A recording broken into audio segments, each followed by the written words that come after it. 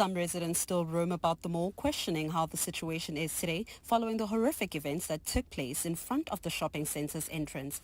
Mthokozi Simvelasi was shot and killed while stationed in what is believed to be a pickup point there last week. Gauteng MEC of Transport Giba Dabella says through their many engagements with stakeholders, they have managed to bring peace. People of Soweto, people of Gauteng, we now have things under control.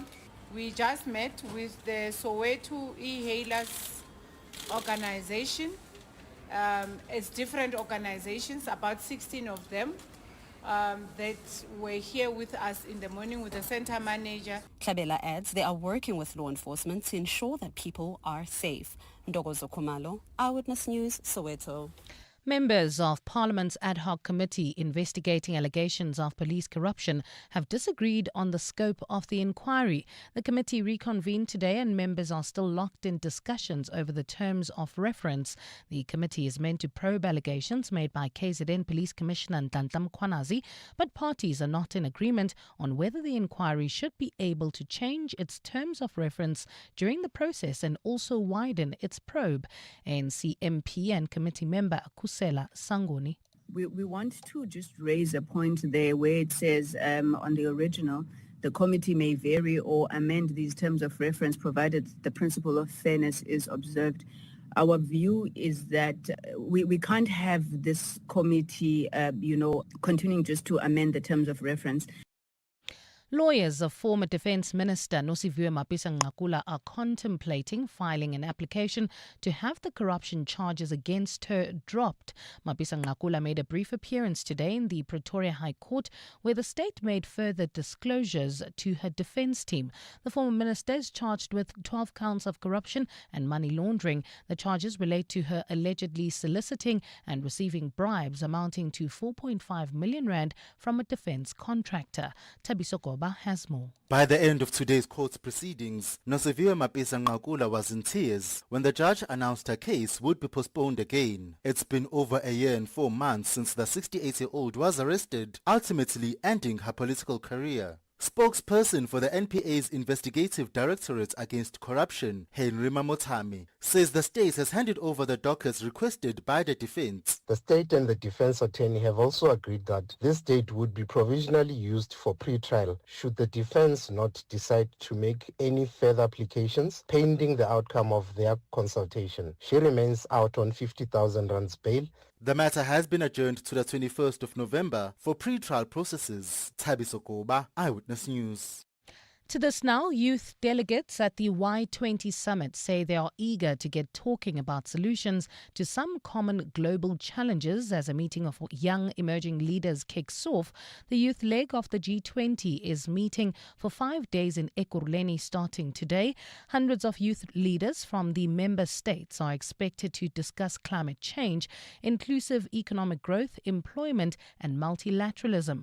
Former Deputy President Phumzile Mlambo-Ngcuka, Ekurhuleni Mayor Nkosindiphile Xhakaza and B20's Kulegani Mate are also amongst the delegates attending today. Speaking on the sidelines of the event, Delegate Athia Songo had this to say. I'm hoping that South Africa's Y20 summit leaves a mark for all Y20s to come and inspires all Y20s to come, and for our predecessors and for those who are in future, that the summit is an integral part of our very fabric of living. And in Russia, the death toll from a gunpowder explosion at a factory in Ryazan has risen to 20. It's understood the blast was triggered by a rogue shell detonation on Friday. Government has announced an official day of mourning for the region today. According to reports, the factory had received multiple warnings from authorities on labor safety, but those warnings were ignored. The Russian investigating committee says a criminal probe has been opened into the blast. Gold is trading at $3,349.28 an ounce. The rand is at 17.59 to the dollar, 23.81 to the pound, 20.54 to the euro, and Brent crude oil is at $65.85 a barrel. Devland heading towards El Dorado Park. We still have those roadworks slowing down traffic on the Golden Highway between the N1 and Union Avenue. There's also faulty traffic lights in the Edenville area, Modderfontein Road and Van Riebeck, as well as in Randburg at Malubongo Drive and Mahogany.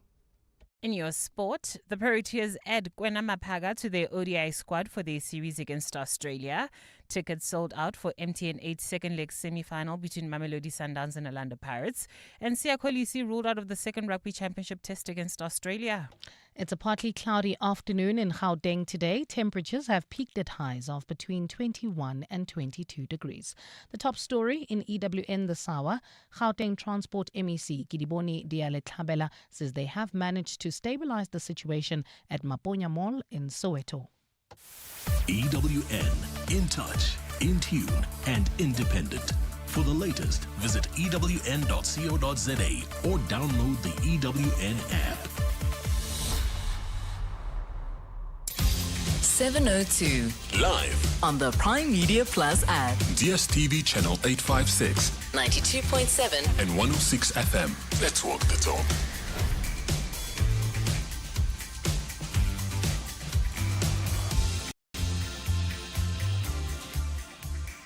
Seven minutes after 3 o'clock. Thanks very much for joining us. You're on 702. My name is Thabo Sholemashao. I'm in for John Perlman, and I am thrilled to be in your company. We've got quite a lot to discuss today. Yep, there'll be some light moments, serious ones, and everything else in between. But the most important part of it all is you. Please keep sending your thoughts, your views, your comments about anything else that we are touching on the show. 20,000 pregnancies around South African universities. That should be telling us something. But what is that really saying about our students in tertiary institutions in and around the country? I'd love to know from you. Could be that you're a parent and that somehow sends you into a frenzy. And perhaps you have got a child who's in university and you're concerned about them. But it could be also that you're a student and you want to share your thoughts with us about that. Feel free to do so. We'll also look into a phenomenon that has somehow riddled a number of individuals around South Africa and I assume beyond. Have you ever taken your car in for fixing, small bump, then 2 weeks, 3 weeks later, it's still not back, but you've paid your money? Well, maybe 2-3 weeks later is not such a long time. 2 months later, it's still not back? No. 6 months later? No. 3 years later, for a bump at the back of the vehicle, 70,000 rands. After spending 70,000 rands, the vehicle is still not back with you.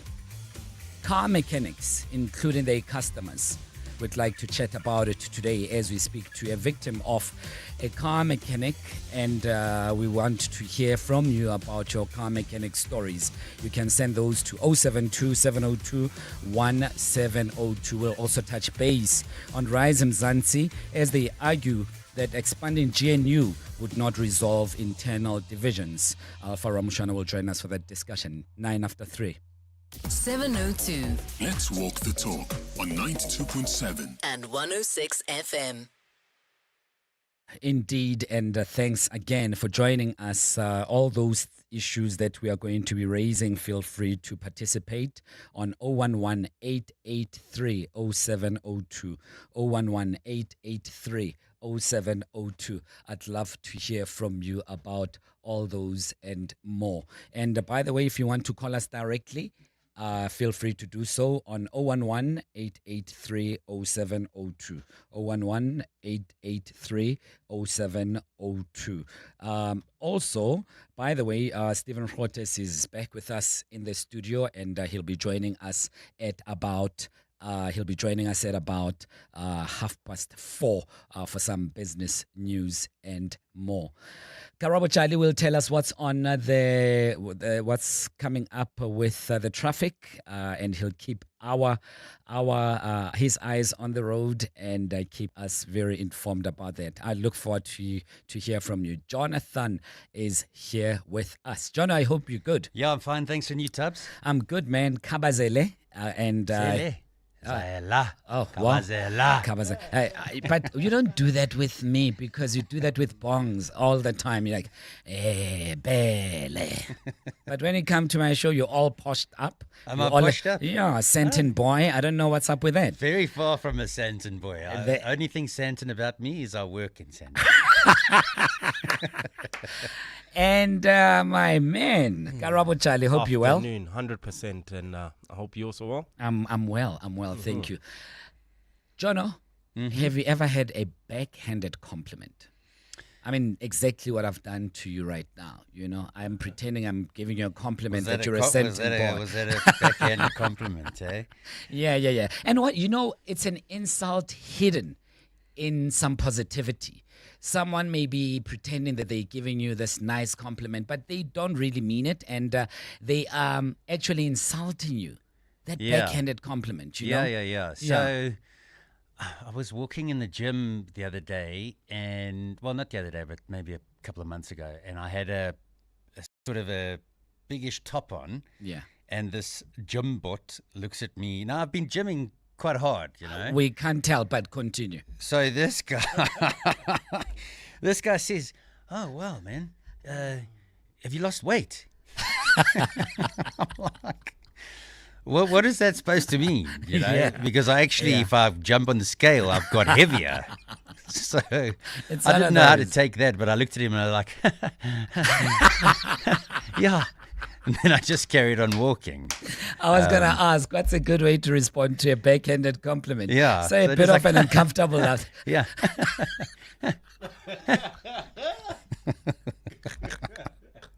And made my way along. But I mean, yeah. So that's my backhanded compliment. And he responds that too. Very interesting. Karabo, you, my man. I haven't picked up on that, but I think I've thrown a few, but not intentionally. Yeah. We have this thing where you haven't seen a person in a while in African culture, or none. You're glowing, you're getting bigger. That means you are You've happy. gained weight. You've gained weight, and you're healthy. Yeah. But then some people take it otherwise, hey? And you're thinking, whoa, I was not body shaming you. I was not sizing you up. Honestly, I was just complimenting you, saying, you actually look happy. You're glowing. Yeah. And, You look good for your age, Karabo. I know, they always tell me. So that's an example of that. Right. And have you ever had a backhanded compliment? Yeah. I get that all the time, especially when I'm here and working with you and Refuwe. Yeah. It's always a pleasure. Wow, there's one. There's one right there. There's one backhanded compliment right there. So I'd love to hear from you. 011-883-0702. 011-883-0702. Backhanded compliment. Have you ever received one? Do you dish out backhanded compliments? And what's a good way of responding to a backhanded compliment? 14 minutes after 3 o'clock. Mr. Charlie, how do our roads look? Well, pretty quiet on our roads at this hour. No serious accidents or major delays have been reported. However, we still have those roadworks in the Devland area slowing down traffic. Golden Highway between the N1 and Union Avenue. Also in Proteas Lane heading into Lenasia, there's slow-moving traffic on the N12 westbound approaching the R554. And look out for those faulty traffic lights in Edenvale, Morafontein Road and Van Riebeek. If you come across any other traffic issues, please WhatsApp us on 072-702-1702. Clement Maniatella. Weekday mornings, 9 to 12. 9 to 12. I'm glad you touched on the issue of what the court said around even black people who use this word, because as you have seen, people have been divided on whether or not the minister can even be racist just because he's black. What do you say to that? Yeah, so I understand the debate about whether black people can be racist or not. That's not of interest to us. It's not about whether you are racist or not. The question is whether these utterances meet the definition definition of hate speech. The definition in terms of Section 10 of the Equality Act says is words that are abusive or threatening that seek to demean a group of people based on either social origin or race and so forth. Tsepo Madlingozi, Commissioner at the Human Rights Commission. Clement Manyatela. 9 to 12 on 702. Some mornings call for more than breakfast. They need the perfect brunch, the place where the coffee is endless and the eggs are done right. And the vibe makes you want to stay all day. Whether it's sunny catch up with friends or a quiet day, whether a quiet moment to yourself, they make mornings special. Now's your chance to say, I see you. Vote for them as Gauteng's greatest brunch spot now at primemediaplus.com. Voting closes 27 August. Make it count, because Gauteng isn't just hub of business. It's the home of excellence, and excellence deserves your applause. Gauteng's greatest awards with 702. Powered by Yoko. Let Yoko counter fuel your business to greatness. Go to yoko.com to explore the new point of sale solution, saving hundreds of businesses time and money. My friend always says, not my problem, bro. But what if it was your sister, your mother, your daughter? Gender-based violence is everyone's problem. And good men don't look away. If you see abuse, don't be silent. Report it. Call the SA Police on 10111 or the GBVF Command Center on 0800 428 428. Strong men protect. Strong women stand up. Together, we can end gender-based violence and femicide. Break the vicious cycle. Act now. A message from Government Communications, the GCIS. Business Outsurance are experts in business insurance for pharmacies, convenience stores, beauty salons, and more. Corney? Business Outsurance is definitely the best insurance for my business. Sold out every other insurance house. Honestly, looking at what you need, my installment came down within a day. Definitely the most professional. Switch to Business Outsurance and you could get a massive 20% discount on your business insurance premium. Visit outsurance.co.za. Switch and save today. Licensed insurer and FSP. TCs and information online. Join us. Let's walk the talk. This is 702. 702 indeed. You'd remember that in the past few days, starting from last week, a sad incident took place in Soweto where there was a killing of an individual. I should even call it murder, because a taxi driver, or an Uber driver, should I say, was burnt inside the vehicle and shot dead. Terrible, terrible indeed. And please forgive me if you are traveling with children. I should have warned you first that the content is a little bit heavy. We wanted to reflect on that story. You'd know that various officials have been in and out of Soweto trying to quell the situation. Well, the MEC says all is back in working order today. Ntokozo Kumalo, EWN reporter, has been our eyes and ears right on the story since day one. She joins me in the studio right now to give us an update on that. Hi, Ntokozo. Welcome to the studio. You good? Hi, Tab. I'm good. Thanks. And you? What is the latest? The MEC says everything is hunky-dory, all is forgiven, everything else is fine right now. The temperature, how did you read it? So as we got to Maponya Mall, everything looked normal. Business as usual, cars going in and out, taxis were also there, people were also being picked up by Ubers as well. There was some hesitance as well from some other community members just asking how the things are, because they just don't feel safe. Even Uber drivers as well just don't feel safe after the horrific incident that happened last week. But the MEC was meeting with the mall management, and we haven't heard from the mall management for quite some time. Yes. Anything new that came out of that? I mean, well, it's a situation of that the mall management has said that they are in conversations with the e-hailers and the taxi drivers. But the thing was, he also stated that previously they've not been in conversation with e-hailers because they don't have a set organization that they can go back to.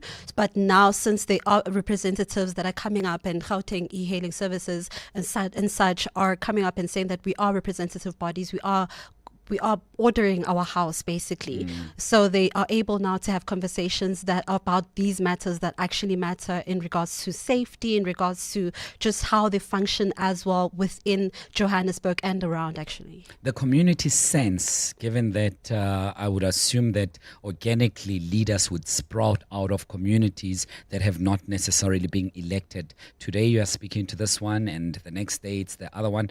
What is the sense from the community? I mean, that's also something that the MEC of Transport had stated, that there's a lot of people that say that there are community leaders, so they will go back to the drawing board and meet up with them again and speak to them about what's going on with the community, and then go again. There's a new set of leaders as well.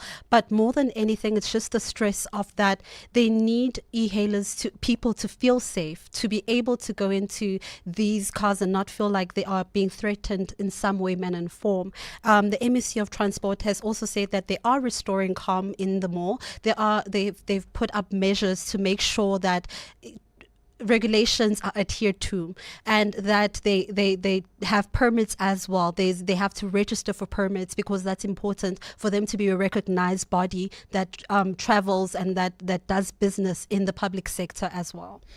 We understand that yesterday a memorial of sorts was held just outside the mall for the slain Uber driver, and the emotions were obviously high. Say a little bit about that. I'm sure it was obviously emotional. Yes, and the mother of the woman who was also shot, who was injured in the incident, was also crying that her daughter's life has been altered because of this incident. She was just coming back from work, using the Uber when she caught these stray bullets, and she was injured. So there's a lot of people, of course, that were emotional about this incident, because they have cited that this is not the first time such a thing is happening. Yes, it might be the first murder that has happened in the area, but the burning of these cars is not the first incident. In 2023, something of similar sorts had happened before. Then what about the police presence? Is it going to be increased? Did the MEC say anything to ensure the safety of not only e-hailers but those around, given that there were strays that were caught by some individuals as well? Yes, as we entered into the mall, we actually saw more police presence, and we noted that. And the MEC of Transport had stated that they have joined hands with the law enforcement in and around the province itself to make sure that they are around the city, around these shopping centers, to make sure that people are safe, and they have these safety measures to make sure that people are not caught in the crossfire as we have seen last time. Have we heard from the taxi industry? So the taxi industry had cited that they distance themselves really from any acts of violence, that they even the MEC had said that they want peace, according to them, that they are willing to work with these people, but as long as there's regulations that e-hailers can also abide by, because this is a regulated industry that needs to function under laws. So if there's influx of e-hailers that are not recognized, or amaphela, as well as we might know of people that just ask people to come into their cars, they said they need to be an ordered body that can be recognized, that they also adhere to rules and regulations in the industry. So they're saying we are here, we are in the table, we are also in talks for peace, and we want peace as well, as they have stated. I'm sure we will have to keep this story very close under watch and Dokozo as the days go by, because it's still early days to say that everything else is back in order. Yeah, it really is. It really is, because there's more talks to happen, and also the National Land Transport Act Amendment of 2023 needs to also still be signed into, the regulations still need to be signed in so that it can actually be implemented as well. So there's a lot of steps that still need to be taken for the sector to be safe, and the sector to function in a more orderly manner. Thank you so much for your time. And Dokozo Khumalo is EWN reporter, and she has the eye on this story, and she's not letting go of it. Will be kept up to date by her every now and then. 25 after 3. Join us. Let's walk the talk. This is 702. The proposal to expand the government of national unity has drawn some mixed reactions from various quarters. Some individuals have said, yeah, it's very much welcome. We know that Rise Mzansi is arguing that this proposal would not solve or will not resolve the internal divisions.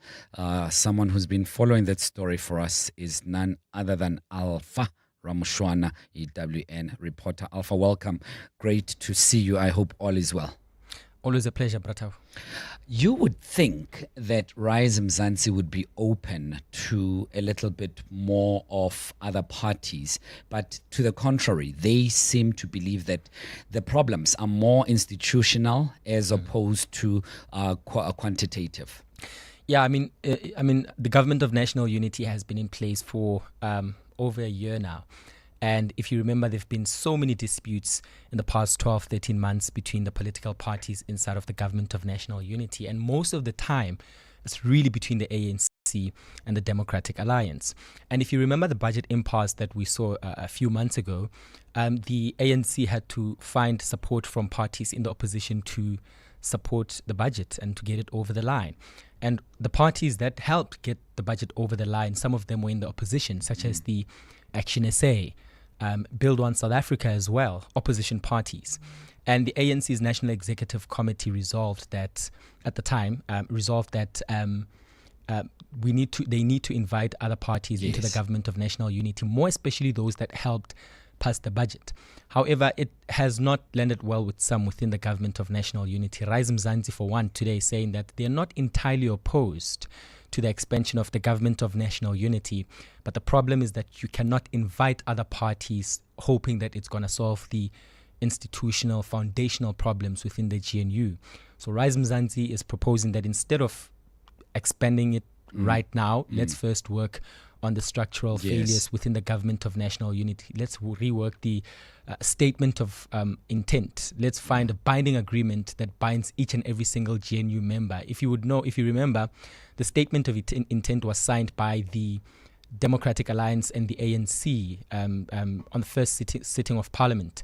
No other party signed it, so it doesn't necessarily bind the other political parties with the ANC or the DA. It's an agreement between the two biggest political parties. And Rise Mzansi is arguing that there needs to be first an agreement that binds each and every single political party in the government of national unity, and not just the two big players in the GNU. So right now they don't believe that expanding it makes sense. They need to first address the structural problems in the GNU. Too many cooks spoil the broth.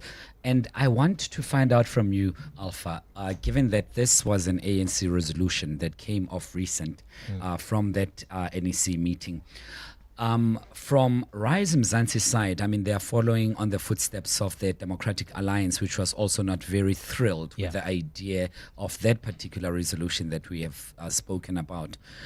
To what extent does it somehow bring more divisions? Because you would have thought that Rise Mzansi was one of more of the quiet partners that did not necessarily ruffle the feathers much. Even if they did, they would have done that internally and not being outspoken about it, especially in the media. Are we starting to see the fractures becoming more pronounced than they were before? I think, observing how Songezo Zibi, the leader of Rise Mzansi, spoke about it today, he was quite calculated and measured in how he spoke about the government of national unity. Many have been accusing the DA of theatrics. Instead of raising concerns internally, they want to raise them through the media. And observing how Rise Mzansi's leader, Songezo Zibi, was speaking today, he was trying to raise the problem to the public, but not necessarily doing it in a manner that would cause more divisions within the government of national unity. And I'm reminded of a study which I read about last week from the Mapungubwe Institute for Strategic Reflection, and their study found that one of the problems that are causing divisions within the government of national unity is the ANC's, perceived failure to make peace with the fact that they no longer run government alone. They're functioning within a coalition arrangement, and everything that they do within government, they need to consult with coalition partners.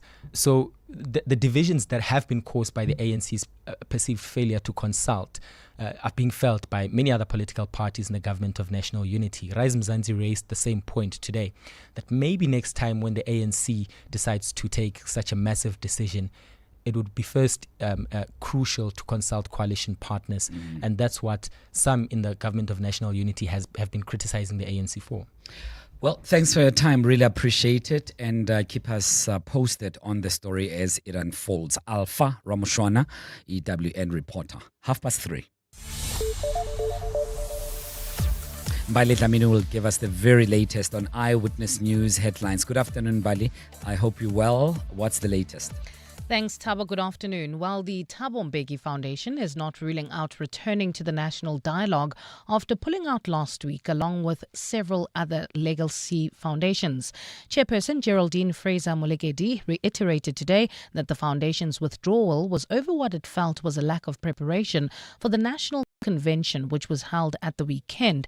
The foundation is of the view that the precursor event needed to have a more solid basis from which civil society could interact and engage. Lindsay Dentlinger reports. The withdrawal of at least 7 legacy foundations from the National Convention has raised questions about the legitimacy of the national dialogue process.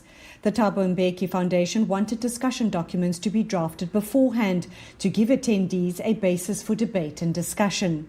Chairperson Geraldine Fraser-Molekedi says 11 reports on various topics were being prepared when the date for the convention was set by another grouping outside of the preparatory task team. The amount of work you put into the process, the pre-dialogue, results in the quality of the outcome. But she says a withdrawal from the convention does not mean the foundation will boycott the dialogue process entirely. It's never too late. What we withdrew from was the national convention that we said should be given a bit more time. The foundation says it was concerned about the inclusivity of the process if preparations for the convention had not been thorough enough.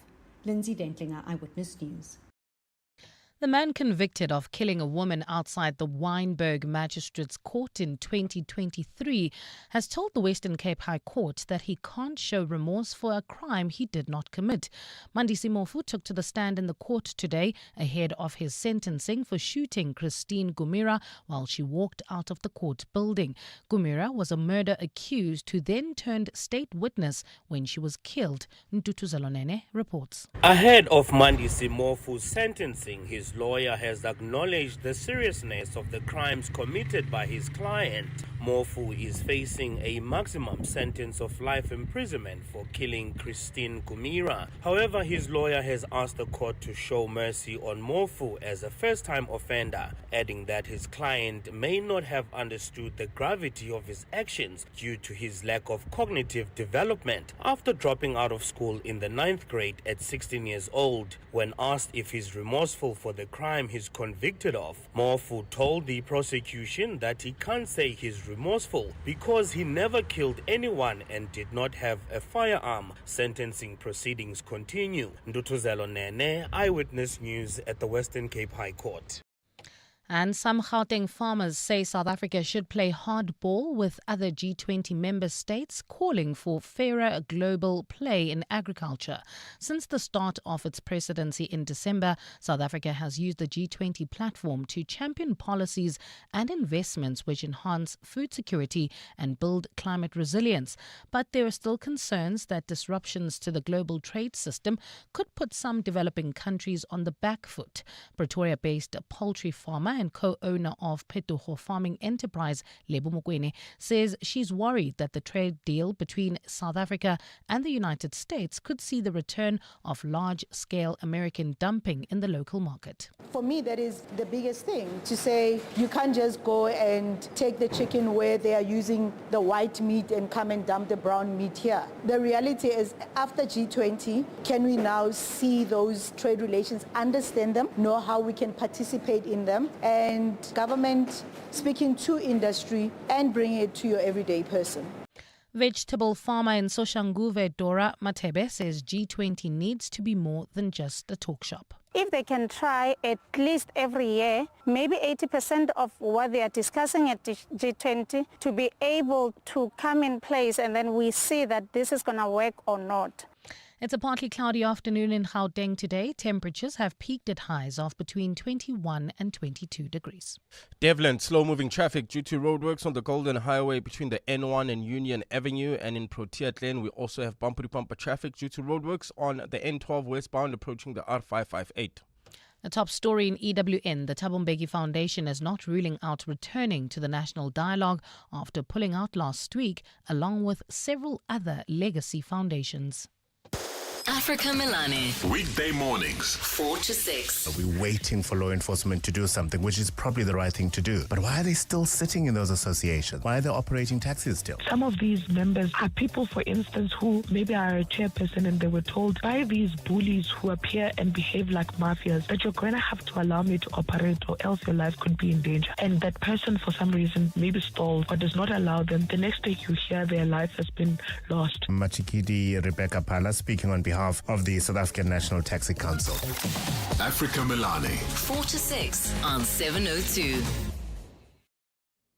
At the heart of global conversations shaping the future, Africa's voice matters more than ever. As Africa's largest bank by assets and lead sponsor of the B20 Summit, Standard Bank Group is proud to spotlight the continent's growth, partnerships and potential on the world stage. Through informed dialogue and powerful partnerships, Standard Bank is driving sustainable growth where it matters most. Standard Bank is an authorized FSP and registered credit provider.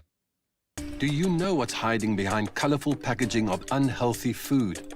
Big food companies target children with unhealthy packaged foods that hide high levels of sugar, salt, and fat, which could lead to heart disease, diabetes, and hypertension. But the truth is hidden from consumers. Front of package warning labels are a proven solution to help consumers make informed decisions. The government must act now. We have the right to know what's in our food. Demand front of package warning labels. Sign the petition on heala.org, HEALA.org by 30 September. Your workday calls for more performance, more doing the impossible, more challenge accepted. Your weekends demand more excitement, more detours, more limitless living. And the new GWM P300 LS is where it all comes together. Bring it on in the new P300 LS with a 2.4 turbo diesel and 12.3-inch touchscreen from only $5,999 per month. Visit gwm.co.za for T's and C's and to book a test drive. GWM, go with more. Brought to you by GWM Finance, a division of Westbank and authorized financial services and registered credit provider. 702. WhatsApp us on 072 702 1702. Good afternoon, Thabo, and to all the 702 listeners. Listen, I think this topic that you've brought about university students and the pregnancies and the rate of STIs, the statistics are just alarming. They are horrendous. They're scary. And I think as a father who's raising kids, I am scared for what lies ahead for them. But I think as a person who just left varsity a couple of years back and I had a short stint as an academic, I'm also not surprised because I can tell you the liberalism that is being preached at universities is perhaps one of the drivers, that is influencing these students to come in with a mindset to think that at this stage of varsity, this is where you need to experiment. I don't know where they're getting this mindset, but I can tell you if you follow most of the socials where these students are for these varsities and you follow the conversations that they're having, it's demonic, honestly, to be speaking. It is horrendous, the things that they're talking about and the liberalism that they have. So I think it's high time we have a conversation around it. Otherwise, it's going to continue to go out of hand, and it's already bad, and it's going to go downhill from here if we don't have a conversation around it. Hi, Thabo. So, do you remember a few months ago, there was an altercation at the Nelson Mandela University where the res manager shot one of the students because the students were fighting for the res manager or for the res management to allow for boyfriends and girlfriends to sleep over. So now there's shock that there's more pregnancies that has been reported at universities. So they wanted boyfriends to come sleep over. So I don't understand, why are we now shocked? You know what I mean? Yeah, I do know what you mean, but equally so. To the first voice note, remember these are adults. They're over 18. The country allows them to vote. They can participate in various economic structures of the country. So I think also it's very interesting and to know what are you suggesting? How should we restrict them? These are generally adults. And you do find people who are 25 years and older at universities. How do you tell them not to have a girlfriend or a boyfriend at a university, at an institution, at campus? It's going to be very difficult to do so. So it's a very troubling situation, though, because it will affect the studies one way or the other. In case you've just joined us and you're wondering what are we talking about, earlier on we said we will speak about one of the issues about universities in South Africa, where 20,000 pregnancies have been reported in our universities and tertiary institutions in South Africa. That number is quite high. What can we do about it? You're a parent. You're a student, let us know on 072 702 1702. EWN Sport. With Tolagele, what is the latest? I hope tennis is one of your agenda items. Good afternoon, Tolagele. Afternoon, Tabo. Well, Gwena Mapaga has been added to the Proteas 17-member squad for the 3-match ODI series against Australia. That's having taken 9 wickets during the T20 games. South Africa will begin their campaign tomorrow as Themba Bavuma and his teammates look to bounce back from their 2-1 series loss in the 20-over format. Obviously, the clash in itself, there's not much that one needs to say there. It's always going to be a competitive one. It's always one that the guys are going to be motivated for. So yeah, like I said at the beginning, looking forward to that and what it has for us. Captain Siya Kolisi heads a quartet of injured Springbok players who'll miss Saturday's Rugby Championship clash against Australia in Cape Town. Kolisi suffered a knee injury during the 38-22 loss to the Wallabies and is joined on the sidelines by Peter Steph du Toit, Kurtley Arendse and Edwin van der Merwe. Jesse Creel will captain Rassie Erasmus' side, who've now dropped down to second in the World Rugby rankings. Sia's out for knee, I think 4 weeks. Peter Steph, concussion. Kurtley, knee. Edwin, ankle. And that's everybody. The PSL have confirmed that the second leg MTN8 semi-final between Mamelodi Sundowns and Orlando Pirates at the Lucas Moripe Stadium will be played in front of a sold-out crowd. In the first leg, it finished 1-1 between the sides, and Adeslam Madu has heaped praise on the influence of 19-year-old defender Mbegezeli Mbogazi. When people doing good things, it's good for the mental, it's good for the self-esteem to say that he did well. This guy, if he continue to work, if he continue to be professional, if he take care about his lifestyle, everything, I think he has a great future. Because what I have seen again today, it's just unbelievable. It's performance for big clubs in Europe. And we're happy to have him on Orlando Pirates, a big club in Africa. And the return of the Premier League saw round 1 wins for Liverpool, Sunderland, Manchester City, Nottingham Forest, Tottenham Hotspur and Arsenal. Mikel Arteta's Gunners started their campaign with a less than impressive 1-0 away win at Manchester United.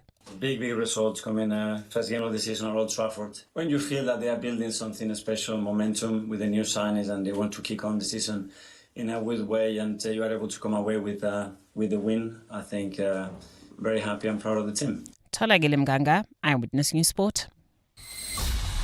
EWN Traffic.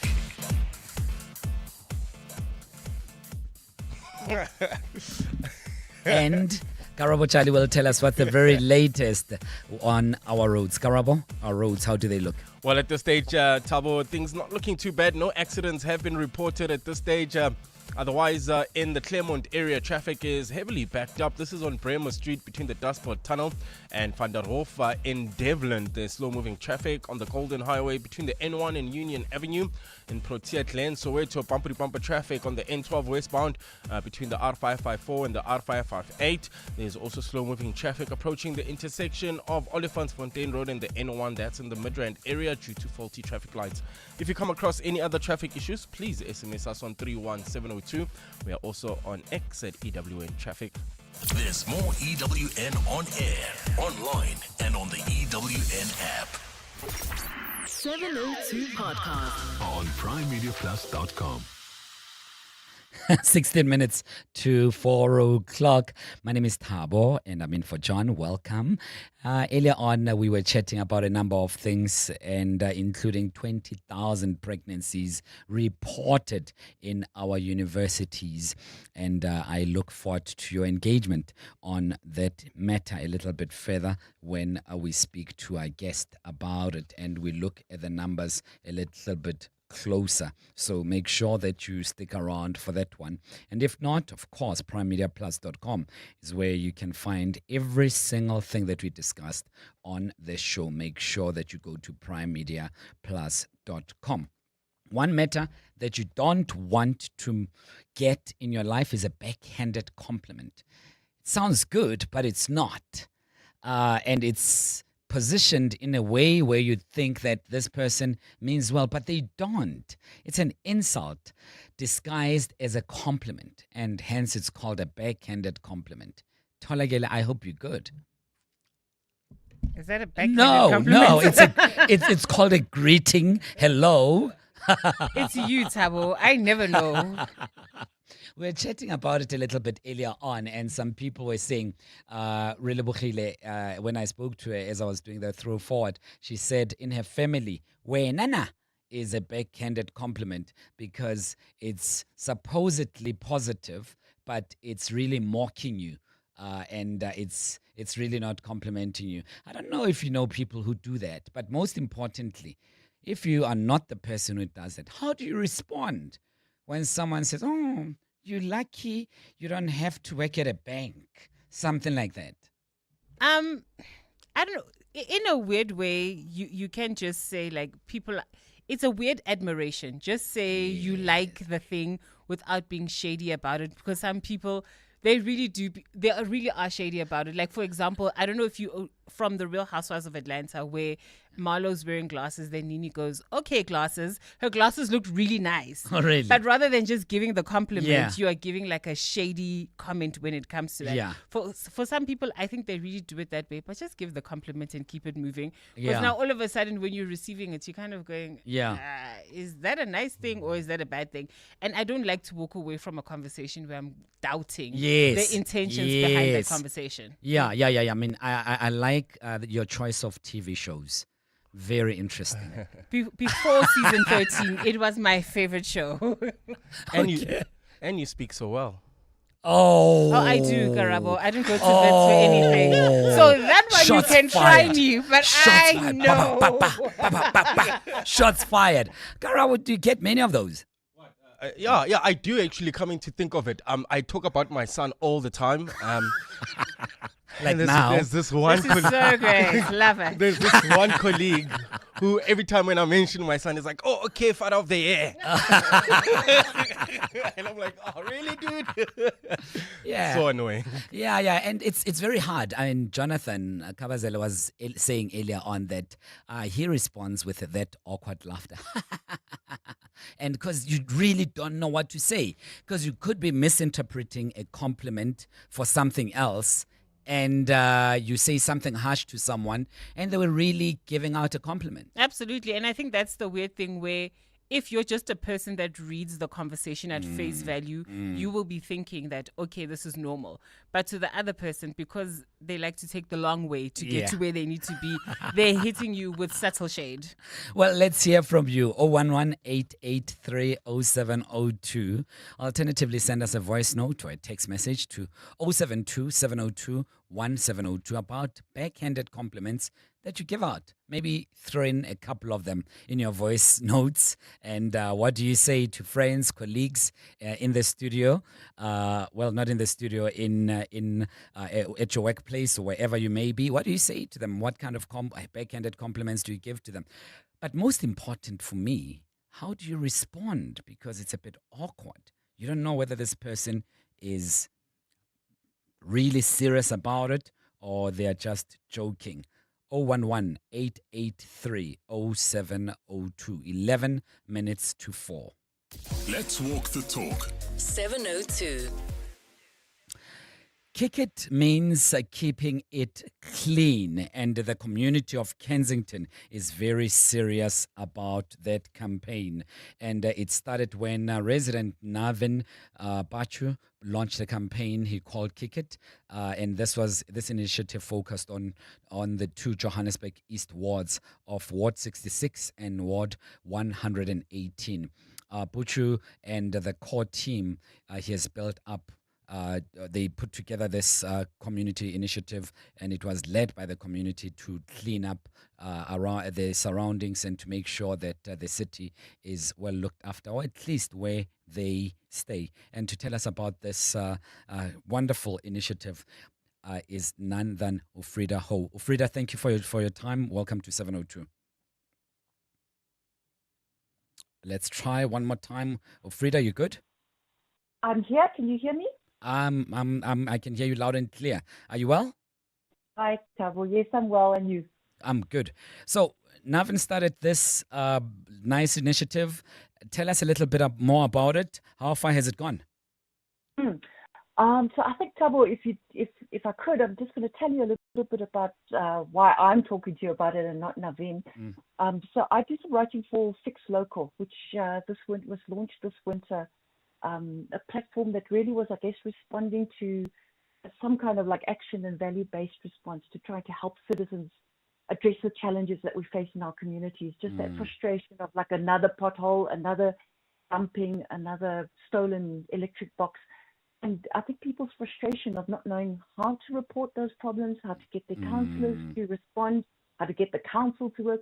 So the site really starts up as a platform that's web-based, but eventually also be an app to really be a one-stop shop with tools, with guidelines, with a way just to try and get people to take action, but also to build active citizenship, and I guess for us also to support community activism and not to be given over, I guess, to the despondency, as we know, this creeping dysfunction of our local governments and our authorities. So Navin's project really is one of those. One of the big things about Fix Locals, we're trying to highlight the stories of ordinary people choosing to take action, resisting that impulse to give up, and then to try and take whatever action that's appropriate in the community to try to make a difference and try to actually push back against things sliding into more dysfunction.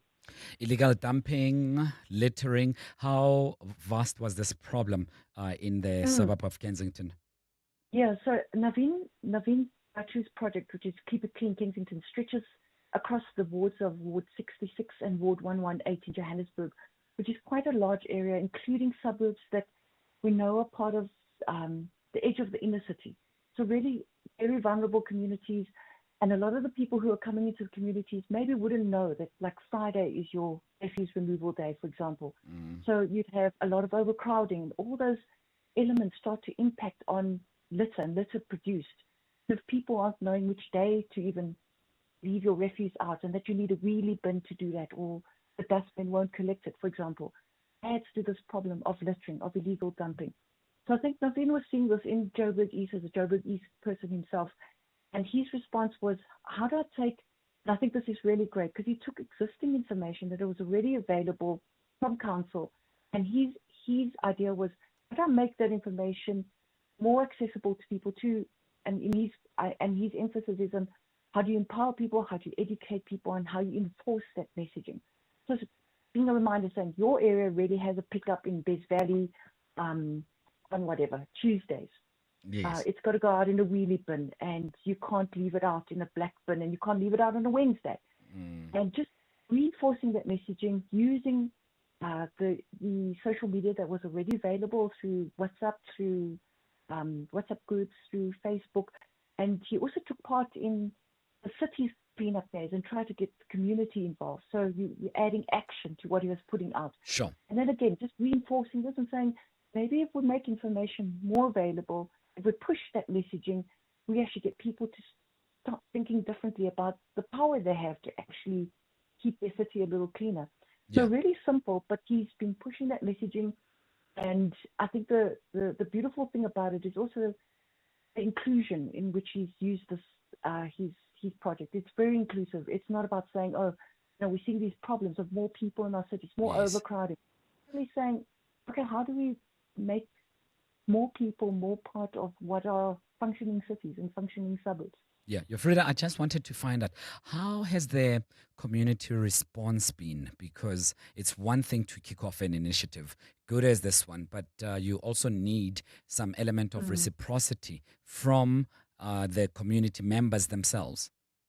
Yeah, so, I mean, it's a difficult one to say. I know Naveen has this winter also recently moved out of Kensington, but I know he remains a Joburg East person and very committed to pushing this initiative. And like everything that we've also picking up at Fix Local, a lot of it is how do we make these initiatives sustainable? How do we support each other to actually find our spirit of community activism?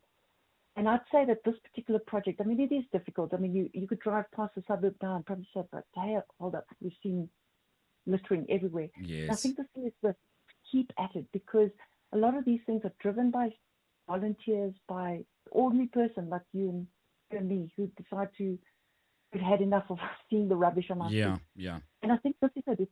It's not about saying that, for me personally, I don't think it's about saying that we start initiatives because we need them to be successful 5 years down the line.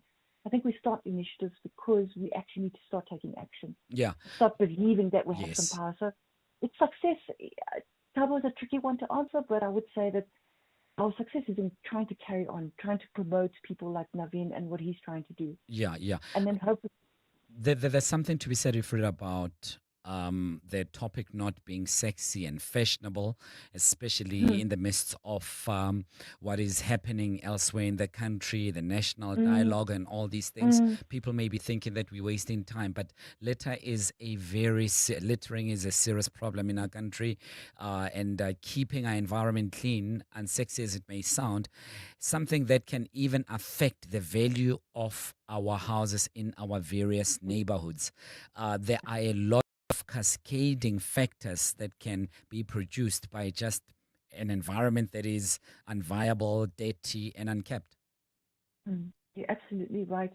So I think there's a large part of this is also, I think it really starts with small building blocks. And we've all seen it in our cities, how small things have led to a bigger slide. And now we're talking about it at a national dialogue level. You know, things like this, they do all impact. And I think that a lot of this was also the response of people recognizing that the city is not taking up the service delivery mandate as seriously as it should be. So we all see this. Cleaning up schedules don't take place. We've had things like, part of this is also like we might have weeks of strikes, that's refuse removal strikes, that really do start to impact suburbs only when we've had them. Fortunately, I don't think we've had them for a while, but these things do happen. So how do we actually build in those guardrails and those citizen-based actions that actually, I guess, allow us to be more resilient? We have to leave it at that, Frida. Really appreciate your time. We'll touch on it, I'm sure, in the near future. 2 minutes to 4 o'clock. The Midday Report. Weekdays, 12 to 1. Johannesburg has a deep well of talent. Whether you're talking business, you're talking politics and so on, and yet it is falling apart. If Helen is a viable candidate for mayor of Joburg, they themselves have capitulated. South Africa's problem and its decline is that people don't want to step forward and save the country from disaster. Songezo Zibi, we have a leadership crisis in South Africa. We need younger people to step up, and that's in light of the argument that he makes there around Helen Zille. The Midday Report with Mandy Wiener. 12 to 1 on 702. 702. Ready to lead and make our world a better place? Regenesis School of Education proudly launches its revolutionary Bachelor of Education program. They don't just develop teachers, they develop conscious leaders equipped with IQ, STEM, AI, and emotional intelligence. Study in the heart of Sandton or online worldwide with a world-class faculty trusted by over 1,000 corporations and 500,000 alumni from 150 countries. Enroll now at regenesis.net/education. Regenesis School of Education, awakening potential. It took patience, perseverance, and audacity to get my first call-up and win with the Booker. And we did it together. That's why I, Dion Free, partnered with African Bank so I can win big with a 60-month fixed deposit. Patience brings results. Join the bank that backs you. Get a 12.8% return at expiry on your investment. Visit africanbank.co.za or a branch for assistance. African Bank, audacity to believe. African Bank is a licensed financial services and registered credit provider. T's and C's apply. When it comes to protecting your workforce, trust the workwear brand that has been protecting workers for over 150 years, Soweto. Soweto has overalls and uniform solutions for every industry, so your team is safe, comfortable, and ready to tackle any challenge. Visit our new Boksburg showroom, shop A1 Atlas Road, Westwood, Boksburg, or go to Soweto.com today. Soweto, we never let you down. Superior protective workwear since 1871. This is EWN. A father accused of murdering his daughter has a history of violence, and Rise Mzansi weighs in on the proposal to expand the GNU.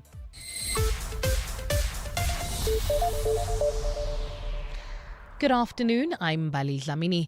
The NPA has revealed that the man accused of raping and murdering his 4-year-old daughter has a previous assault case. The Eldorado Park man is also accused of physically abusing his 2-year-old son and allegedly breaking his arm. He appeared before the Protea Magistrates Court alongside his wife today, facing rape, assault, child abuse as well as murder charges. The wife allegedly knew about her husband's actions but failed to report him to the police. Jabuli Limbata has more. The alleged murderer's wife had opened an assault case against him in March, but later withdrew it for undisclosed reasons. The NPA says it is looking into the case she withdrew to determine if there was a pattern of abuse against the children. The couple appeared today for a case related to their daughter, who died from her injuries after allegedly being beaten by her father 2 weeks ago. The mother of the child was crying in the dock during the couple's court appearance. NPA spokesperson Pindim Jonondwana. We are following up on such information, and as soon as we have finalized the investigation in respect of that docket, which we are told was opened around March of this year, one of assault in a domestic violence related sphere. The 2-year-old boy, who was allegedly also abused, is currently in the care of authorities. The couple has abandoned bail. Jabuli Lembata, Eyewitness News. Gauteng Transport MEC Giba Dabella says they have managed to stabilize the situation at Maponya Mall in Soweto. It follows community outrage over the death of an e-hailing driver last week. Mthokozi Simvelase was shot and killed and his vehicle set alight outside the mall. Dabella has been locked in engagements with local taxi associations as well as e-hailing operators in Soweto today. Ntokozo Khumalo has more. It's business as usual at Maponya Mall with the addition of more law enforcement on the ground. Some residents still roam about the mall questioning how the situation is today following the horrific events that took place in front of the shopping centre's entrance. Mthokozi Simvelase was shot and killed while stationed in what is believed to be a pickup point there last week. Gauteng MEC of Transport Giba Dabella says through their many engagements with stakeholders, they have managed to bring peace. People of Soweto, people of Gauteng, we now have things under control. We just met with the Soweto e-hailers organization. It's different organizations, about 16 of them that were here with us in the morning with the center manager. Dabella adds they are working with law enforcement to ensure that people are safe. Ntokozo Khumalo, Eyewitness News, Soweto. The proposal to expand the Government of National Unity has drawn mixed reactions, with Rise Mzansi arguing this proposal would not resolve the internal divisions. The ANC recently proposed inviting some opposition parties to join the GNU, more especially those that supported the passing of the national budget. Since its formation, the GNU has faced several challenges, including a budget deadlock and disputes over various pieces of legislation. While Rise Mzansi leader Zozibi is not against the idea of expanding the GNU, he says the coalition should first focus on strengthening its foundation. You need to change the current agreement and make it a mutually binding agreement amongst all the political parties. We have obligations in terms of how we behave. We have obligations in terms of what our minimum political program is going to be, how we're going to work together, and so on. We cannot repeat this mess that we had with the budget. He says expanding the GNU shouldn't be a priority at this stage. We're not opposed to the idea of other parties joining the GNU, but without a minimum political program, we also don't know who can be part of the arrangement and who can't, in terms of whether you're driving in the same direction or not. For example, there are parties with lots of criminal accused in them. So what do we do now if, for instance, they say, okay, we want to join the GNU as well? Now you end up with a problem. To this now, Gauteng Education MEC Matome Chelwane has called on youth leaders at the Y20 summit in Ekurhuleni to use the 5-day gathering to help shape global policy. Chelwane made the remarks on day one of the summit today. Youth ministers, political, business and civic leaders are amongst the delegates attending. Chelwane says jobs, climate, digital transformation, inclusion and youth participation will be centre stage at this gathering. It reflects our commitment to empowering young leaders to shape global policies that resonate with the lived realities and aspirations of youth worldwide. He says he hopes the policy discussions will set the tone on how to find common ground on common global challenges. At a time when multilateral institutions face growing skepticism and geopolitical tensions threaten global unity, the Y20 offers a unique opportunity to reimagine international cooperation. And in Russia, the death toll from a gunpowder explosion at a factory has risen to 20. It's understood the blast was triggered by a rogue shell detonation on Friday. Government has announced an official day of mourning for the region today. According to reports, the factory had received multiple warnings from authorities on labor safety, but those warnings were ignored. The Russian investigating committee says a criminal probe has been opened into the blast. Gold is trading at $3,348.89 an ounce. The rand is at 17.57 to the dollar, 23.83 to the pound, 20.51 to the euro, and Brent crude oil is at $65.84 a barrel. Devland heading into Eldorado Park. Roadwork still causing delays on the Golden Highway between the N1 and Union Avenue, and in Protea Glen we still have bumper traffic on the N12 westbound between the R554 Abu Bakr Drive and the R558. In your sport, it's back to the drawing board for wounded Springboks. Ruben Amorim defends Altay Bayandia after goalkeeping blunder against Arsenal, and Oscar Piastri to get his own grandstand at the Australian Grand Prix. A partly cloudy Tuesday in store for Gauteng tomorrow. Joburg and Pretoria will both drop to overnight lows of 9 degrees and peak at 23, while Vereeniging will be at a low of 8 and a high of 24. The top story in EWN this hour, the NPA has revealed that the man accused of raping and murdering his 4-year-old daughter has a previous case of assault. EWN, in touch, in tune and independent. For the latest, visit ewn.co.za or download the EWN app. 702. Live on the Prime Media Plus app. DSTV channel 856. 92.7 and 106 FM. Let's walk the talk.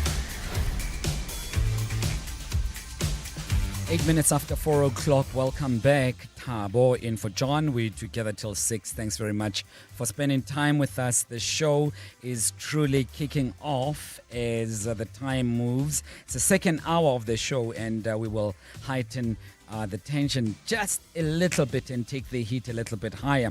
Have you ever been a victim of a car mechanic? You took your car in to be checked in, and it came back far worse than when you took it for repairs.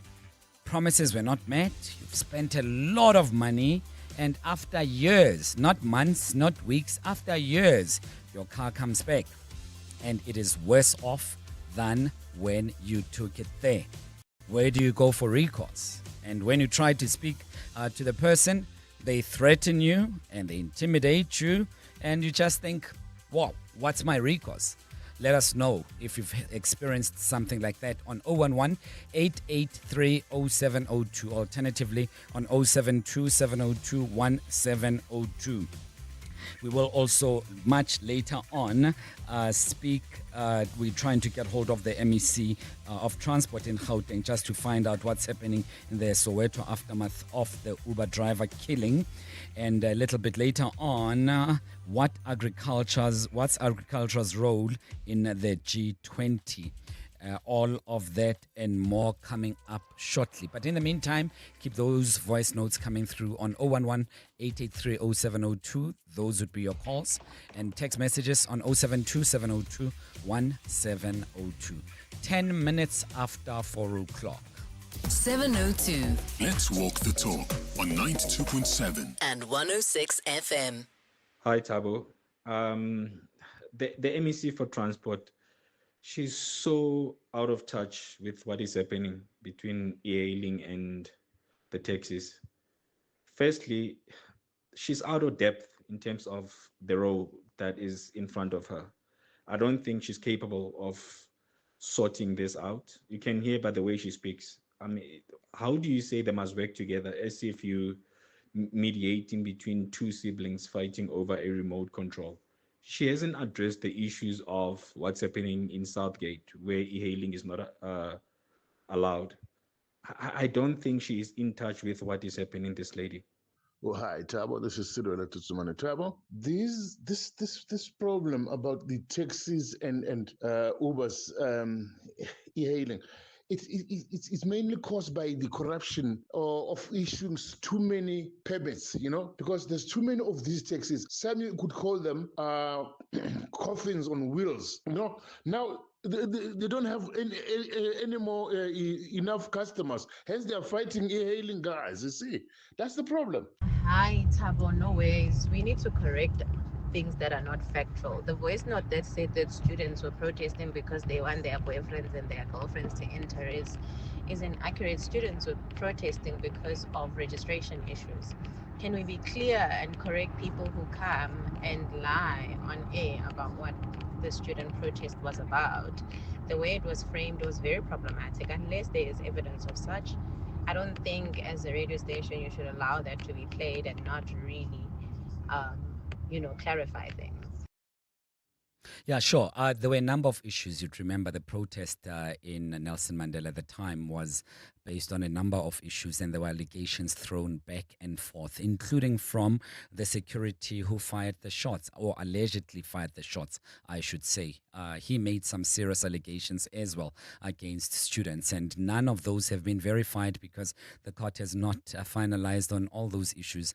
And whilst I completely hear what you're saying, that was one of the issues that were thrown around. So I was going to be happy to correct it if it didn't feature at all. But predominantly, yes, it was about registration and other issues, which included the res matters, where some in the security were alleging that students are also wanting to do as they please in their res.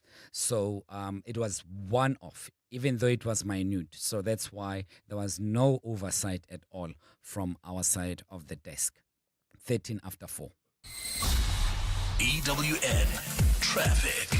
This EWN Traffic is brought to you by the Mpumalanga Tourism and Parks Agency. Mpumalanga, the place of the rising sun. Karabo, what's the latest? How do our roads look? Not looking too bad, eh? No accidents have been reported on our highways at this stage, but it is peak hour traffic, so you can expect some delays. Let me start in Tembisa.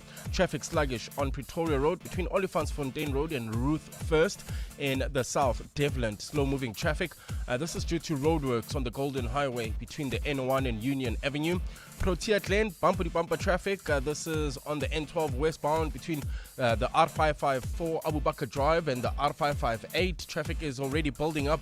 This is heading towards four ways, building up in the Bryanston area on the N1 southbound between Rivonia Road and Winnie Mandela Drive. Also, slow-moving traffic coming from Edenville heading towards Bedford View. That's the R24 westbound between Edenville Road and the Gilulis interchange. If you come across any other traffic issues, please WhatsApp us on 072-702-1702. There's more EWN on air, online, and on the EWN app. Explore the wonders of Mpumalanga. Discover the ultimate wildlife experience that brings you closer to nature.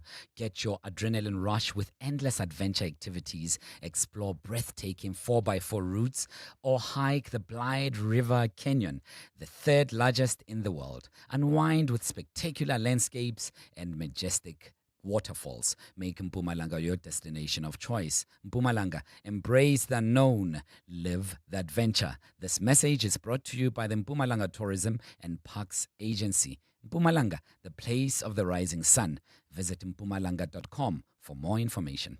Johannesburg, the Tribute to Women show is here. Join us on the 24th of August at Marks Park in Emerentia as we honor 31 years of democracy and the incredible contributions of women in South Africa.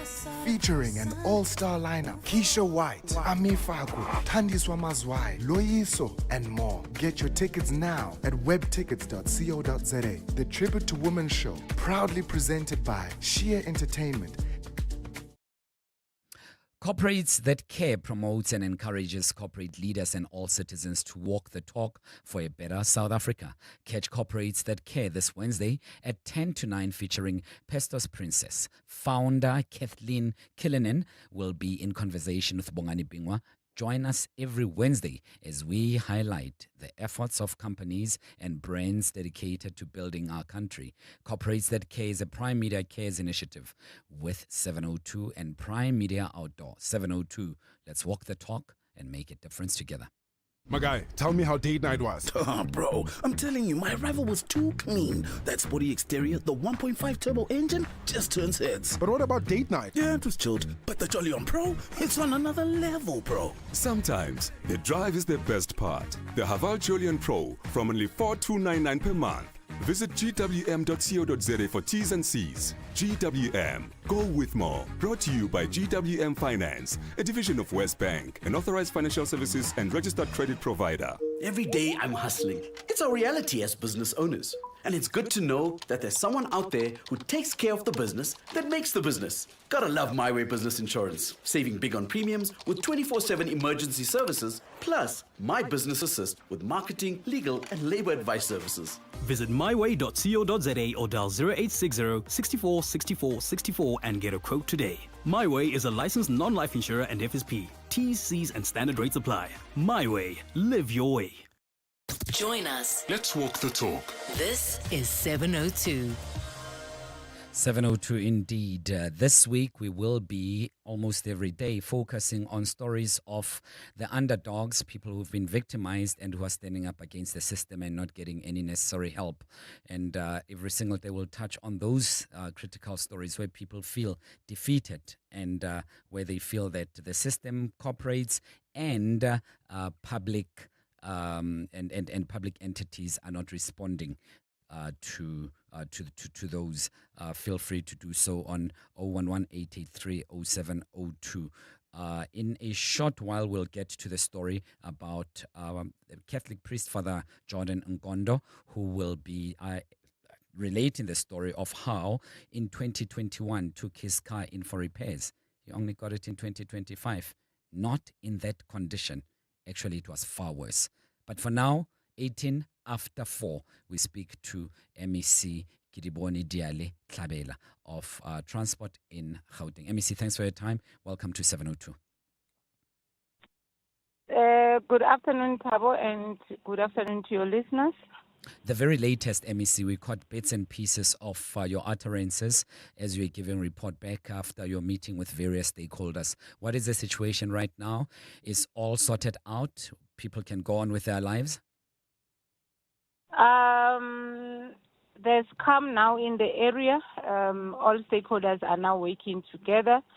You're just catching us. We just left the hostel now. We were there with the e-hailers in Soweto, and all stakeholders are working together towards the preparation of the funeral of Mthokozisi.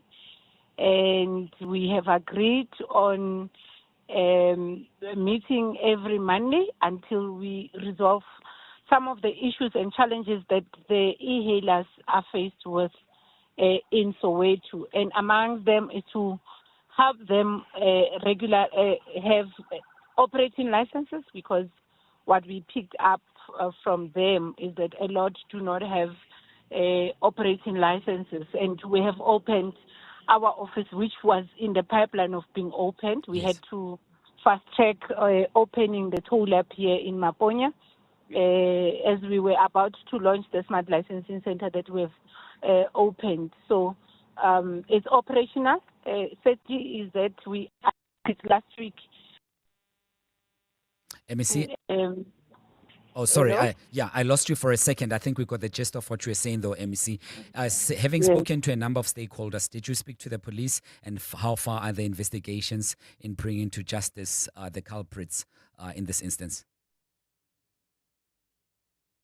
Are you able to hear me? Yeah, Tabo? I can. I don't know if you had my question. Okay. Would you like me to repeat it? No. We are meeting the law enforcement this evening just to gather a feedback on what have they gathered thus far. Our investigating officers are working around the clock on the matter, and we are just going to be given report on information collected thus far by different agencies of law enforcement. Did you get any commitment from the two, conflicting parties? And I would like to speak about the minibus industry, taxi industry specifically, because it was alleged that they are the ones who are often intimidating the e-hailing drivers.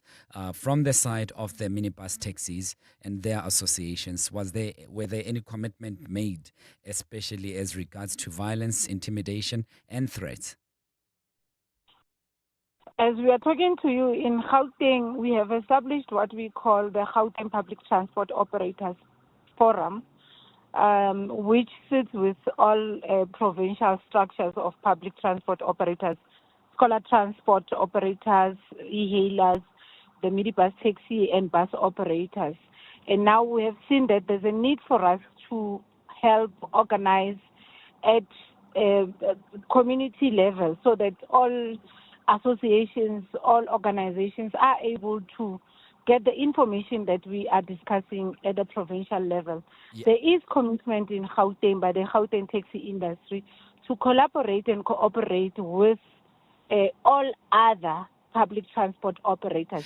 They know we are very intolerant to intimidation, we are very intolerant to violence, and we are happy to report that they came to the drawing board, a table where we must all deal with all other conflicting issues that they must have. MEC, but I must report to you, Thabo. Please give me an opportunity. We're going to run out of time, MEC.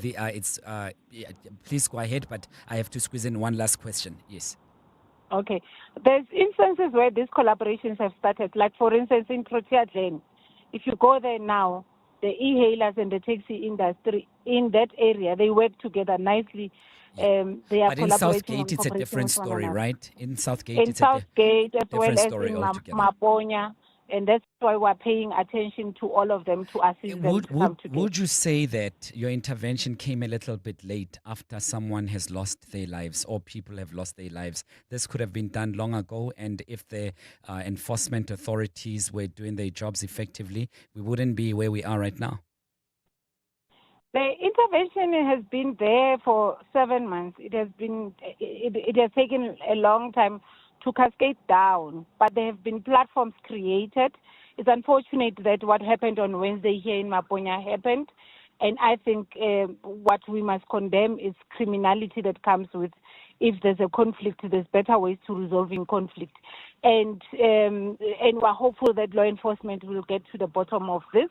We also have raised the matter with our law enforcement agencies to really pull up their socks and be able to focus, especially in hotspot areas like Maponya, which has been an issue for quite some time. And the community here also deserves safety and security at all times. And this matter is not new at all. 2023, we saw what happened. And there have been many unreported incidents, so much that those who are regular e-hailers have had to resort to stringent measures, like pretending that the e-hailing drivers are their cousins or boyfriends, and they'd be forced to pay a certain amount of money. If there's a lady and a gentleman in the car, they'd be forced to be intimate or even kissed to show that they this person is not an e-hailing driver. I mean, the stories are really, really sordid. And I don't mean necessarily to be negative, MEC. And I'm sure as many residents of Gauteng, we can appreciate your efforts. But the problem, I don't want us to paper closet. There are serious issues to be dealt with.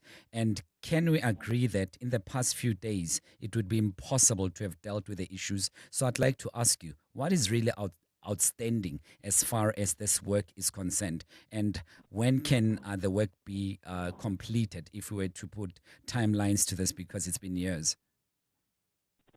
What we have committed to do, Thabo, specifically for Maponya, is every Monday we are here. We are also setting up teams to go to different regions to assist, especially the e-hailers in different regions where we find them. And they themselves as e-hailers have also made a commitment that they will try to organize themselves better so that we are able to assist each other. And we have also raised it with the taxi industry. I think this is what we've been raising to them, that as Gauteng communities or as South Africans, we don't owe them anything. And that's why we are condemning a member of the taxi industry in Mpumalanga who believes that they can be a law unto themselves. And at least here in Gauteng, it's far much better, and we are getting to understand each other. And they know our stance, that we are for people choosing a mode of transport that they want to use. And also there's challenges that e-hailers are faced with these different apps, and they are needing assistance from us as government. And one of the things that we have committed ourselves to do is to say all those with South African apps must come closer to us so that we assist, enhance them, and make sure that also as government we are in control. We can't be a government that is not in control of public transport services that are there. I was just about to say it's the residents of Gauteng in 2025 who are at the receiving brunt of not having to express their liberties as to which transport mode they want to travel in, they want to commute with. Literally, it's you have the commuters who are at the mercy of individuals who, instead of thinking of better marketing plans and creative ideas to draw customers, they resort to violence. And that's why we are saying those. I mean, there's a grouping that I met today. They've got an app. They're struggling with funding. They need to know how can we give them support. There's also an app also established by both some of the e-hailers and the taxi industry. So we're looking at all those. We are agreed that on Monday next week for Soweto we'll be workshopping all those ideas, and also as Sowetan making a self-determination. I mean, MEC, we have to leave it at that. Thank you so much. Sadly, we are flat out of time. I think it's time for action more than workshops. That's just my 2 cents worth. But what do I know? 27 minutes after 4 o'clock, you are on 702. EWN Business. Business with Stephen Grotes, and he's back in studio, not virtually. SG of Broadcasting. Lovely to see you in the studio, bro. You too, Thabo. Good afternoon. I mean, is there any difference? I mean, do I sound different? Am I not the same? You do. Not quite so. The smile, nothing replaces a place of a smile. Yes. I mean, I say to my daughter, I'll have my dimples back, and she says, you stole them from Grand. So that's her response. Thabo, the JSE All Share down 0.6% at 101,321 points. Financials down 0.5%. Industrials down 0.77%. Resources down 0.65%. Quite a lot of corporate news coming through, quite a few results. The MTN Group down 8% at the moment. It's really been an astonishing sort of day for them. So their results aren't sort of really that bad, 7.59%, I should say. So the market not liking some of the big changes. Their service revenue was up 23%. Its data subscribers up strongly. FinTech transaction numbers nice too. The company is being divided, though, into 3 platforms: connectivity, fintech, and digital infrastructure. MTN also confirming the US is still investigating whether it gave money to the Taliban. They're also looking at its activities in Iran. And so I think that all of that together might just be helping push the share price down. The South African group also battling a little bit. Voice revenue menu is flat because, WhatsApp. And then also I do wonder, and we'll ask Rolf Mapita this evening, if maybe the sort of big rollout of fibre broadband is going to have an impact over the longer term, perhaps. Thungela down 3.67% today. They're suffering from lower coal prices, interim profits until June down by 80%. So the company says there's still very high demand for coal, but people don't want to buy South African coal, not because it's bad, it's actually very good, but because they want to have energy security, so they want to mine their own, basically. If you're China, you want to mine your own.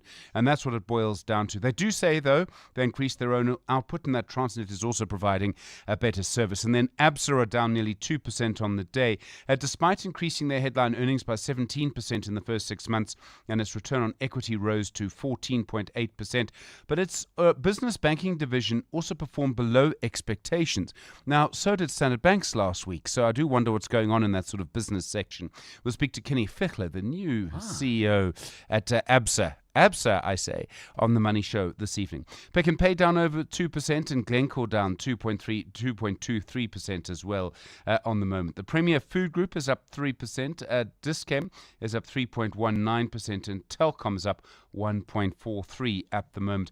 I should mention, by the way, Fin24 reporting that the one person who wanted to buy Mango Airlines from SAA has decided to pull the plug. Oh no! I mean, I don't know if you'll miss Mango. No, I don't. But I miss low prices. No, sure. That's what I miss. And competition. Yeah, yes. yeah. Because now it's free for all. Yes. I mean, flights, the ticket flights are very expensive. Well, it's not free. It's fair. Get it? Oh my goodness me! The Dow Jones. In the US, the main indices subdued. There's sort of a quiet start to the week. There's a lot of corporate earnings to come. And then the Federal Reserve, they have their annual symposium in Jackson Hole, wonderfully named. The Dow Jones is down 0.09, the Nasdaq down 0.04, the S&P 500 flat really down 0.02. The gold price, $3,336.53 an ounce. Platinum, $1,332.62. Brent crude, $65.41. And the rand to the dollar, 17.64 to the euro, 20.60 to the British pound, 23.88. On the Money Show tonight, the CEOs of MTN, ABSA, and Thungela. Stephen Curtis, EWN Business. And if there are any DCC-worthy complaints coming up from that particular bulletin, his name is Stephen Curtis. I am Thabo. Draw a distinction between the two of us. Oh, come on. Mbali is her name. She'll be giving you eyewitness news headlines. Thanks, Thabo. Good afternoon. President Cyril Ramaphosa says South Africans should not be afraid to disagree with one another as the national dialogue process moves into its next phase. Writing in his weekly newsletter today, Ramaphosa has announced that a second national convention will be held during the first half of next year. More than 1,000 delegates attended the first convention on Friday and Saturday, where the formation of a steering committee to take the process forward was then discussed. Ramaphosa's remarks come after several legacy foundations and political parties withdrew from participating in the first convention over issues of preparation, control and budget. Lindsay Dentlinger reports. President Cyril Ramaphosa says it's expected that nominations for the steering committee that will take the national dialogue process forward will be made by the end of this month. He says the committee will be supported and guided by the Eminent Persons Group, whom he appointed in July to champion the dialogue. Ramaphosa says the Eminent Persons Group will also advise him on whether the dialogue is inclusive and credible. He says disagreement is part of meaningful and robust dialogue, and this will give legitimacy and credence to the undertaking. Ramaphosa said he anticipates that the second convention will produce a clear vision for the country and adopt a social compact which outlines the roles and responsibilities of all sections of society. Lindsay Dentlinger, Eyewitness News. In the courts now, the man convicted of killing a woman outside the Wynberg Magistrates Court has asked for leniency ahead of his sentencing. Lukhanyo Meme is one of 3 men found guilty of Christine Gumira's murder in 2023. She was a murder accused who turned state witness at the time of her death, Ntutuzelo Nene reports. Lukhanyo Meme has been found guilty of conspiring with the shooter Mandi Simofu by identifying Christine Gumira as she walked out of court on the day of the shooting in 2023. Meme maintains he was not involved and has asked the court to show mercy when his sentence is handed down. His lawyer argues while the gravity of the crime is not in dispute, the court should consider her client's minimal role in the heat. She's also asked the court to deviate from the prescribed minimum sentence of 15 years because her client is a first-time offender. Sentencing proceedings continue. Ndutuzelo Nene, Eyewitness News at the Western Cape High Court. And in the US, Meta is facing a probe after a leaked document reportedly showed the tech giant's artificial intelligence was permitted to have sensual and romantic chats with children. The internal document obtained by Reuters was reportedly titled Genai Content Risk Standards. US Senator Josh Hawley has announced that a full investigation must be undertaken into the tech giant, calling the document outrageous. A Meta spokesperson has told the BBC that the examples and notes in question were inconsistent with their policies and have been removed. Facebook, WhatsApp and Instagram are all owned by Meta. A partly cloudy Tuesday in store for Gauteng tomorrow. Lows of between 8 and 9 degrees and highs of between 23 and 24. Tembisa traffic sluggish. R21 southbound, that's heading towards OR Tambo International Airport. This is between Olifantsfontein Road and the R25 Papsfontein off-ramp. Also traveling towards Tembisa, that's leaving Kempton Park. Expect about a 20-minute delay on the R21 northbound. This is between Atlas Road and the R23 Benoni off-ramp due to an earlier accident. And Devland roadwork still causing some delays on the Golden Highway between the N1 and Union Avenue. The top story in EWN, President Cyril Ramaphosa says South Africans should not be afraid to disagree with each other as the national dialogue process moves into its next phase. Bongani Bingwa, 702 Breakfast. Weekday mornings, 6 to 9. The National Convention, 7 legacy foundations withdrawing. Is it too late for these legacy foundations to still come back? It's never too late. Being the progenitors, we had not withdrawn from the national dialogue. What we withdrew from was the National Convention that we said should be given a bit more time in order to ensure preparation that would include everyone. Dr. Geraldine Fraser, Bongani Bingwa, 6 to 9. On 702. On 20 and 21 September, the DSTV Delicious International Food and Music Festival, powered by Lotto Star, brings you the flavor, the music, and the vibe. With international stars, SA's top performers, delicious food from local artisans, and fashion that turns heads.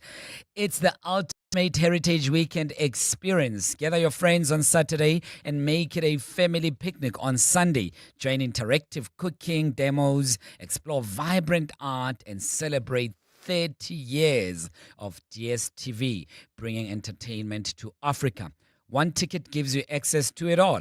Visit ticketmaster.co.za with more on deliciousfestival.com. Naked people are more interesting. They can make conversation with absolutely anyone at the office, even Jeff from IT.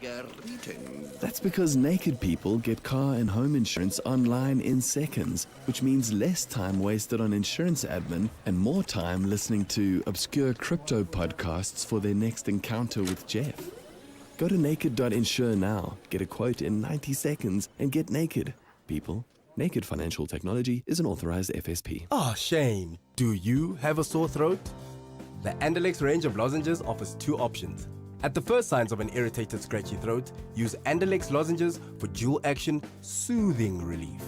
But for a painful, inflamed throat, use Andalex C lozenges for triple-action, pain relief. Andalex, SA's #1 choice for a sore mouth and throat. Andalex lozenges are available at all leading pharmacies and supermarkets. Just Andalex it. 702. WhatsApp us on 072 702 1702. Hi, Tabo. This MEC is talking nonsense. Go to Eastgate, no pickups, no drop-off. Go to Tembisa, all malls, no pickup, no drop-offs. Go to Mamelodi, all malls, same thing. Very same shopping center, Maponya Mall. After 1 week, you'll hear a different story. Those guys there that are there, the taxi patrollers, taxi owners, whatever, bought and stuff like that, they're saying whatever that they're saying on media and Santago. On the ground, it's a different story. Yeah. They're absolutely talking nonsense, rubbish. Yeah, and whilst I wouldn't call it nonsense or rubbish, I'd say that we need to take it with a pinch of salt, because often what is said in meetings in high places on policies is completely different to the realities lived by ordinary individuals. Passengers, commuters are complaining every single day. They're complaining about the nastiness of confronters who kick them out of the e-hailing services. People are literally living under siege. But because some of us are privileged, we don't get to experience that. We don't pronounce it as it ought to be. It has to be vocalized that what is being said on air at times can be different to the realities on the ground. So tell us about your realities on the ground. SMS us or text us, even call us. If you'd like to call us, do so on 011-883-0702. If you'd like to send a voice note or a text message, do that on 072-702-1702. EWN Sport. With Tolagele Mganga, she'll give us the very latest. And she said nothing about Sundowns and Pirates or I Pirates did, Tabo. You didn't listen. I did. was listening. I wanted in all the bulletins that we dominated them to a 1-1 draw. What's the latest, Tolagele? Well, Tabo, it's back to the drawing board for the Springboks. That's ahead of their second test of the Rugby Championship against Australia in Cape Town on Saturday.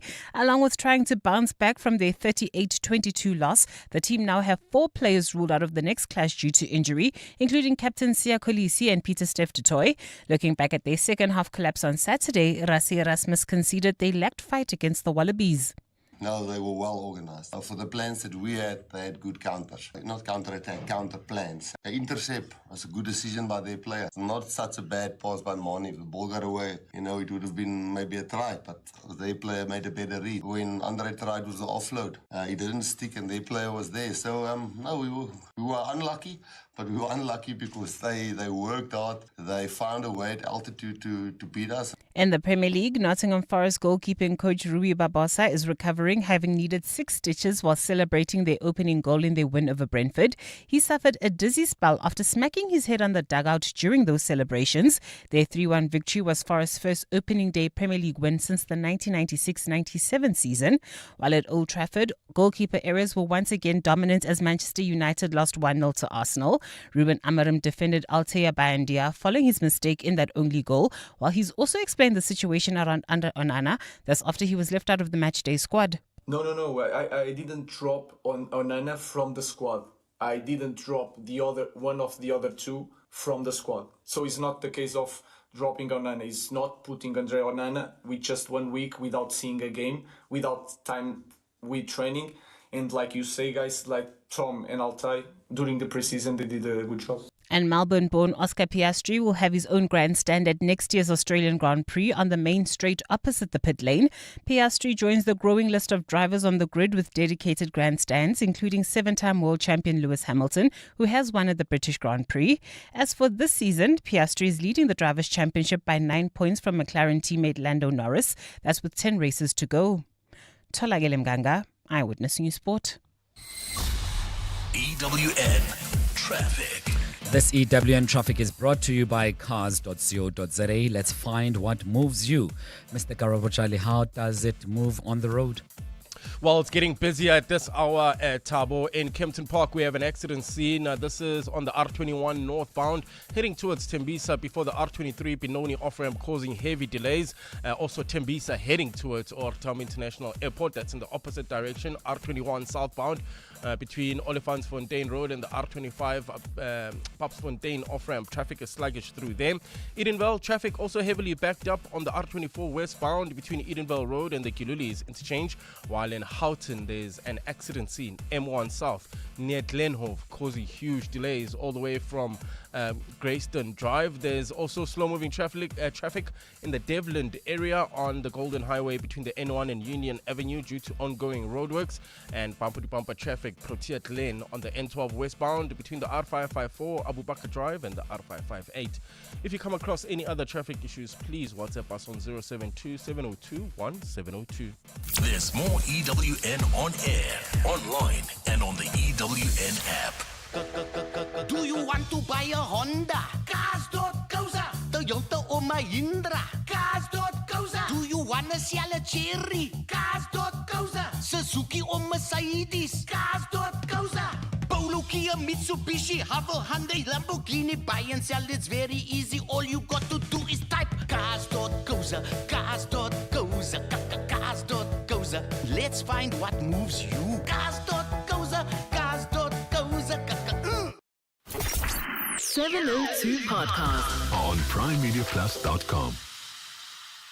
Tabo in for John, 15 minutes to 5 o'clock. Welcome. If you've just joined us, we've got quite a lot to touch on. We postponed our interview regarding the dodgy mechanics for tomorrow. We will be dealing with it tomorrow. So I see some of you have been sending your experiences. Feel free to do so on 072 702 1702. We'll deal with the issue tomorrow.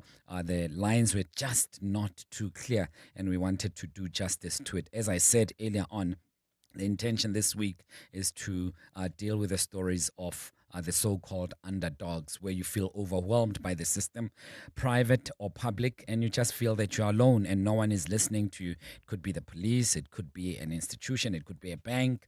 Let us know this week. We want to assist all the underdogs. 15 to 5. And Tolagele is in the studio. Tolagele, on my way to work, not that you care or you want to know. Why do you always paint me like a bad person? Listen, I just tell it like it is. I'm kidding. No. On my way to work, so I hadn't had anything to eat. So I thought, let me just grab a nachi and I'll eat in a car quickly and drive. But I thought, no. I'm going to spare a little bit of time, 5 to 10 minutes, and eat my favorite food. And favorite food that would not necessarily be popular. So there was some pap. And breakfast? No, coming to work. I mean, I left work at about... You come to work at 1? No, yeah, exactly. So is that called breakfast at 1? Pap. There's lunch. Pap at midday. No, okay, can I finish my story? Okay. So not too much. But I was craving it. Pap and acha and some bit of braai meat. In small portion. I love pap and acha. Oh gosh, I'd eat pap and acha every day of my life if I had a choice.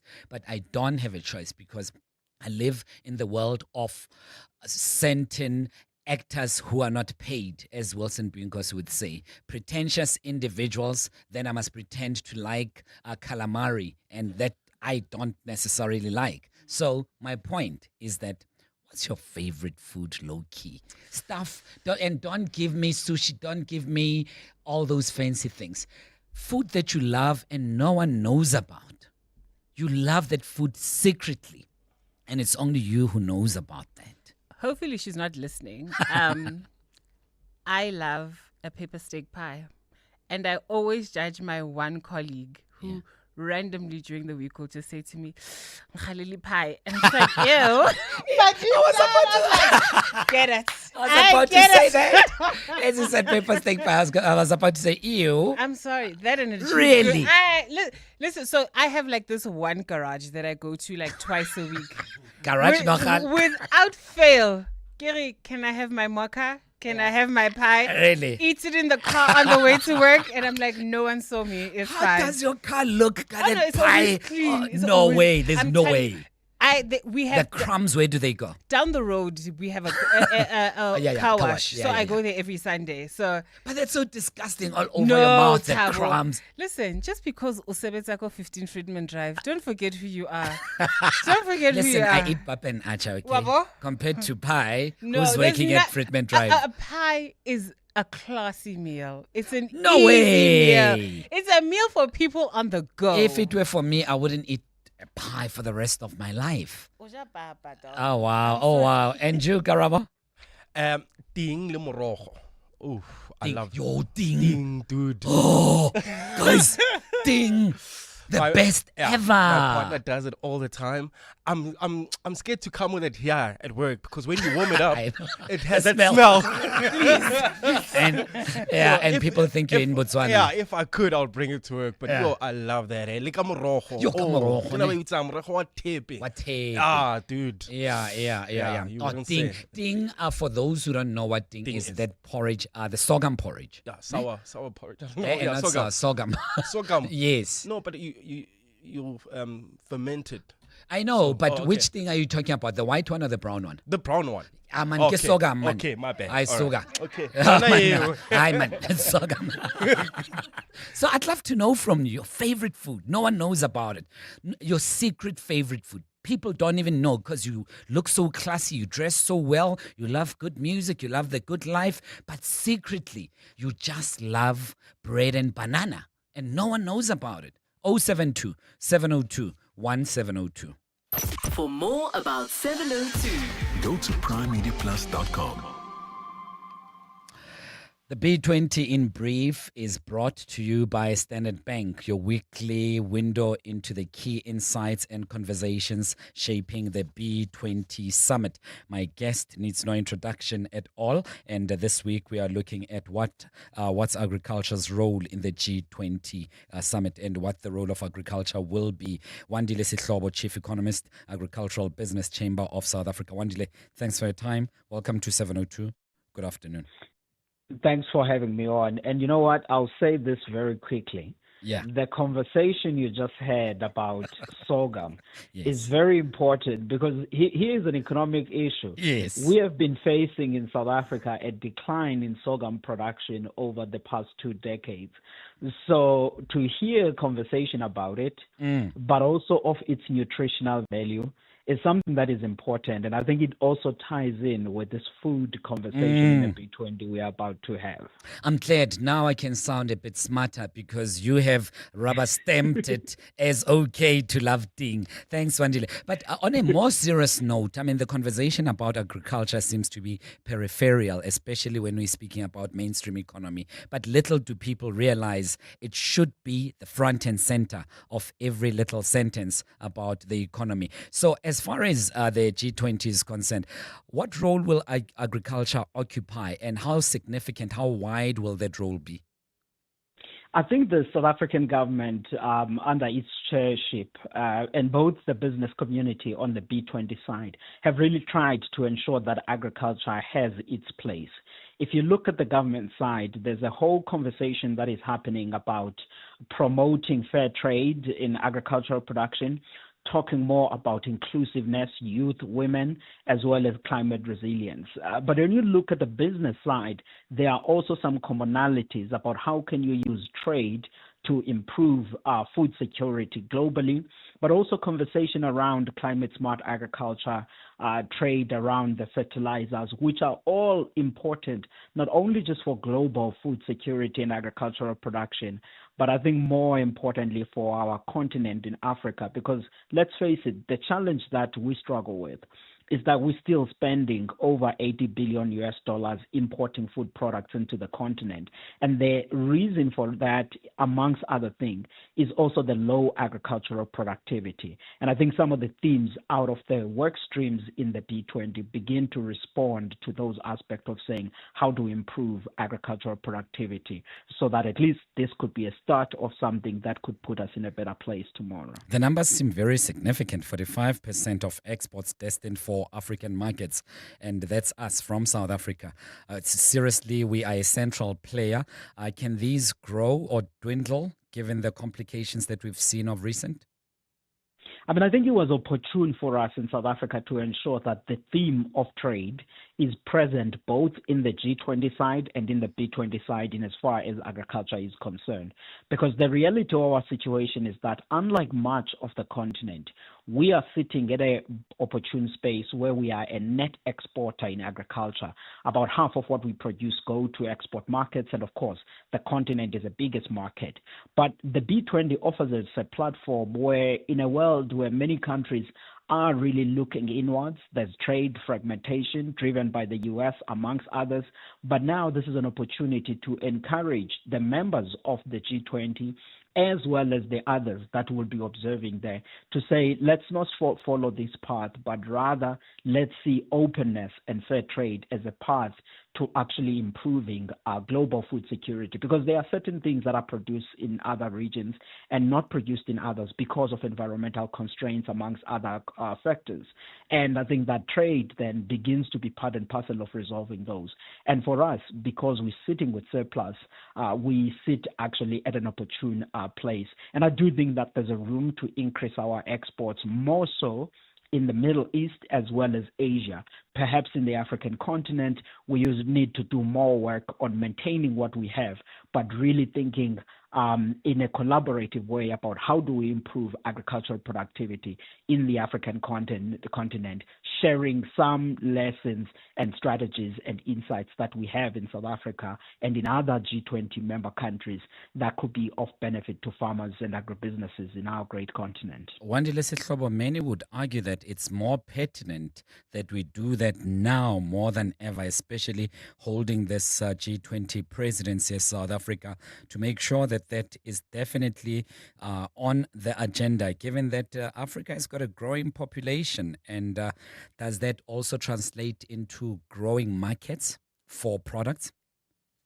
Absolutely. And I mean, we have, to your starting point, to think of agriculture as a central sector in our economy, because we look at it as Africans in two ways. One, there's a food security aspect, but also there's an issue of jobs that we need. So agriculture could respond to a certain extent on employment possibilities, but also on a job creation. That's the reality here at home when we think about the underutilized land and regions in KZN, Eastern Cape, Limpopo, and elsewhere. We actually have over 2 million hectares that we could still till in South Africa for production.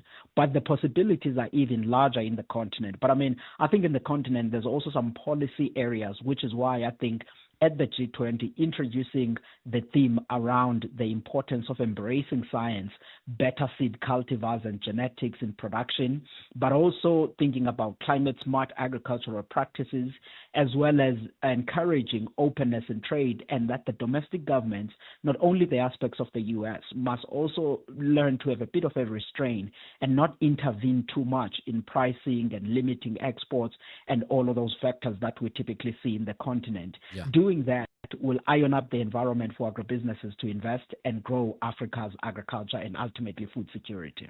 Agriculture may sound primitive, but AI is upon us. Will this also be a very important item on the agenda when we're discussing agriculture at the G20 summit? Look, all of the technological possibilities and improvements, they only just enhance what we are doing in agriculture. There's a theme in the government side at the G20 which talks about climate resilience, and which then, when you look underneath that, there's all of the possibilities about how we adapt to that. And I think either you are looking at AI, you are looking at advancement in genetics and any other thing that is out there. Much of them, they are really presenting possibilities as to how do we resolve the long-standing question of Africa's agriculture, which is this issue of low productivity. And I think that's what we should be centralizing and putting at the center of these conversation, alongside the aspects of opening up trade, as well as the fertilizer issue when we're thinking about broader African continent, not just ourselves here in South Africa.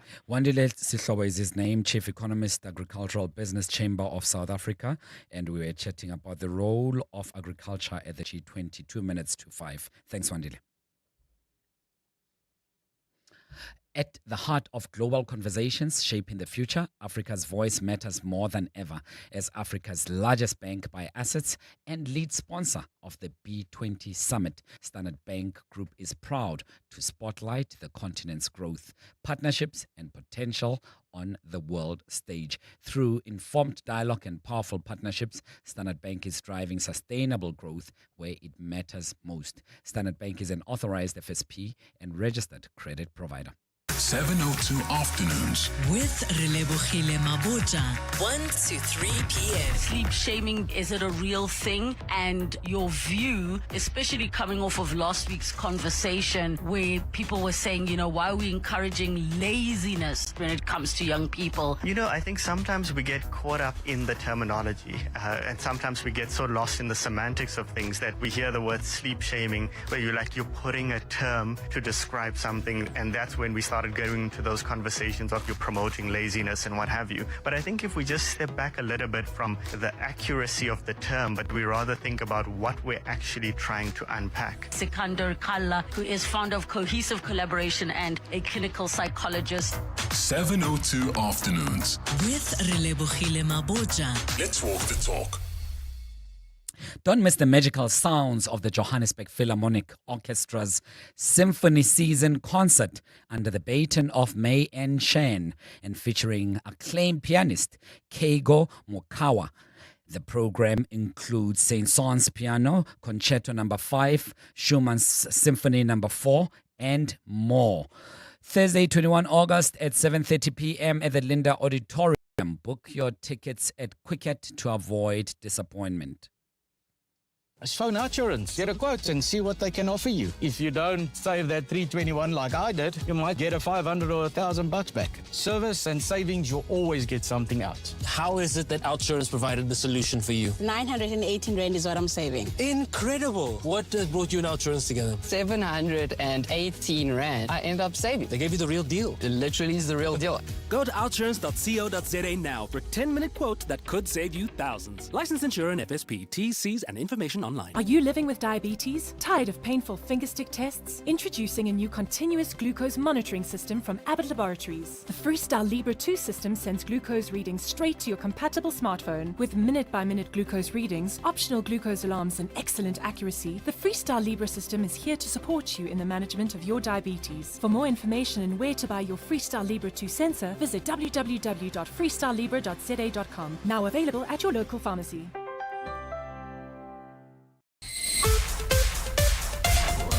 This is EWN. The National Taxi Alliance distances itself from Soweto violence, and President Ramaphosa has been briefed about the meeting between Russia and the US.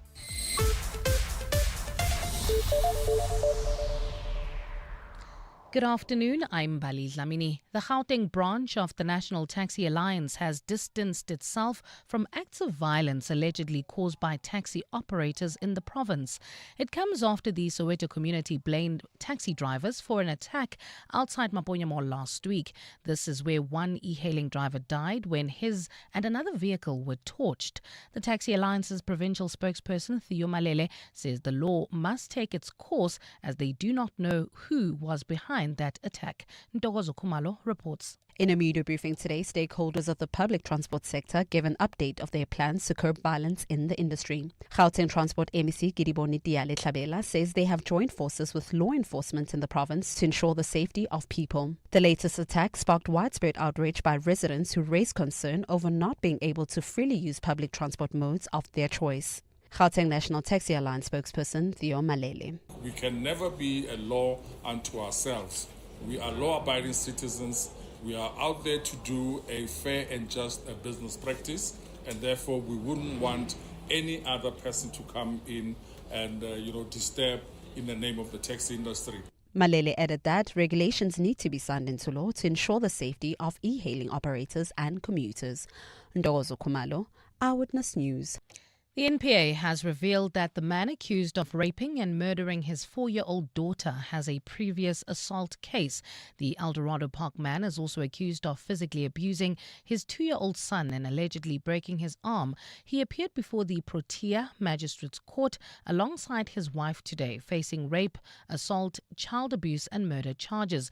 The wife allegedly knew about her husband's actions but failed to report him to the police. Jabulile Mbata has more. The alleged murderer's wife had opened an assault case against him in March, but later withdrew it for undisclosed reasons. The NPA says it is looking into the case she withdrew to determine if there was a pattern of abuse against the children. The couple appeared today for a case related to their daughter, who died from her injuries after allegedly being beaten by her father 2 weeks ago.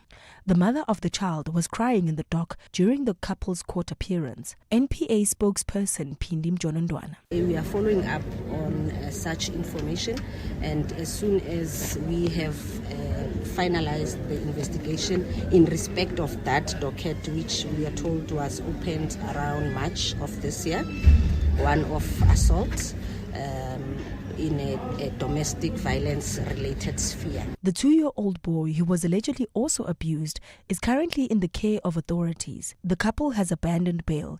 Jabulile Mbata, Eyewitness News.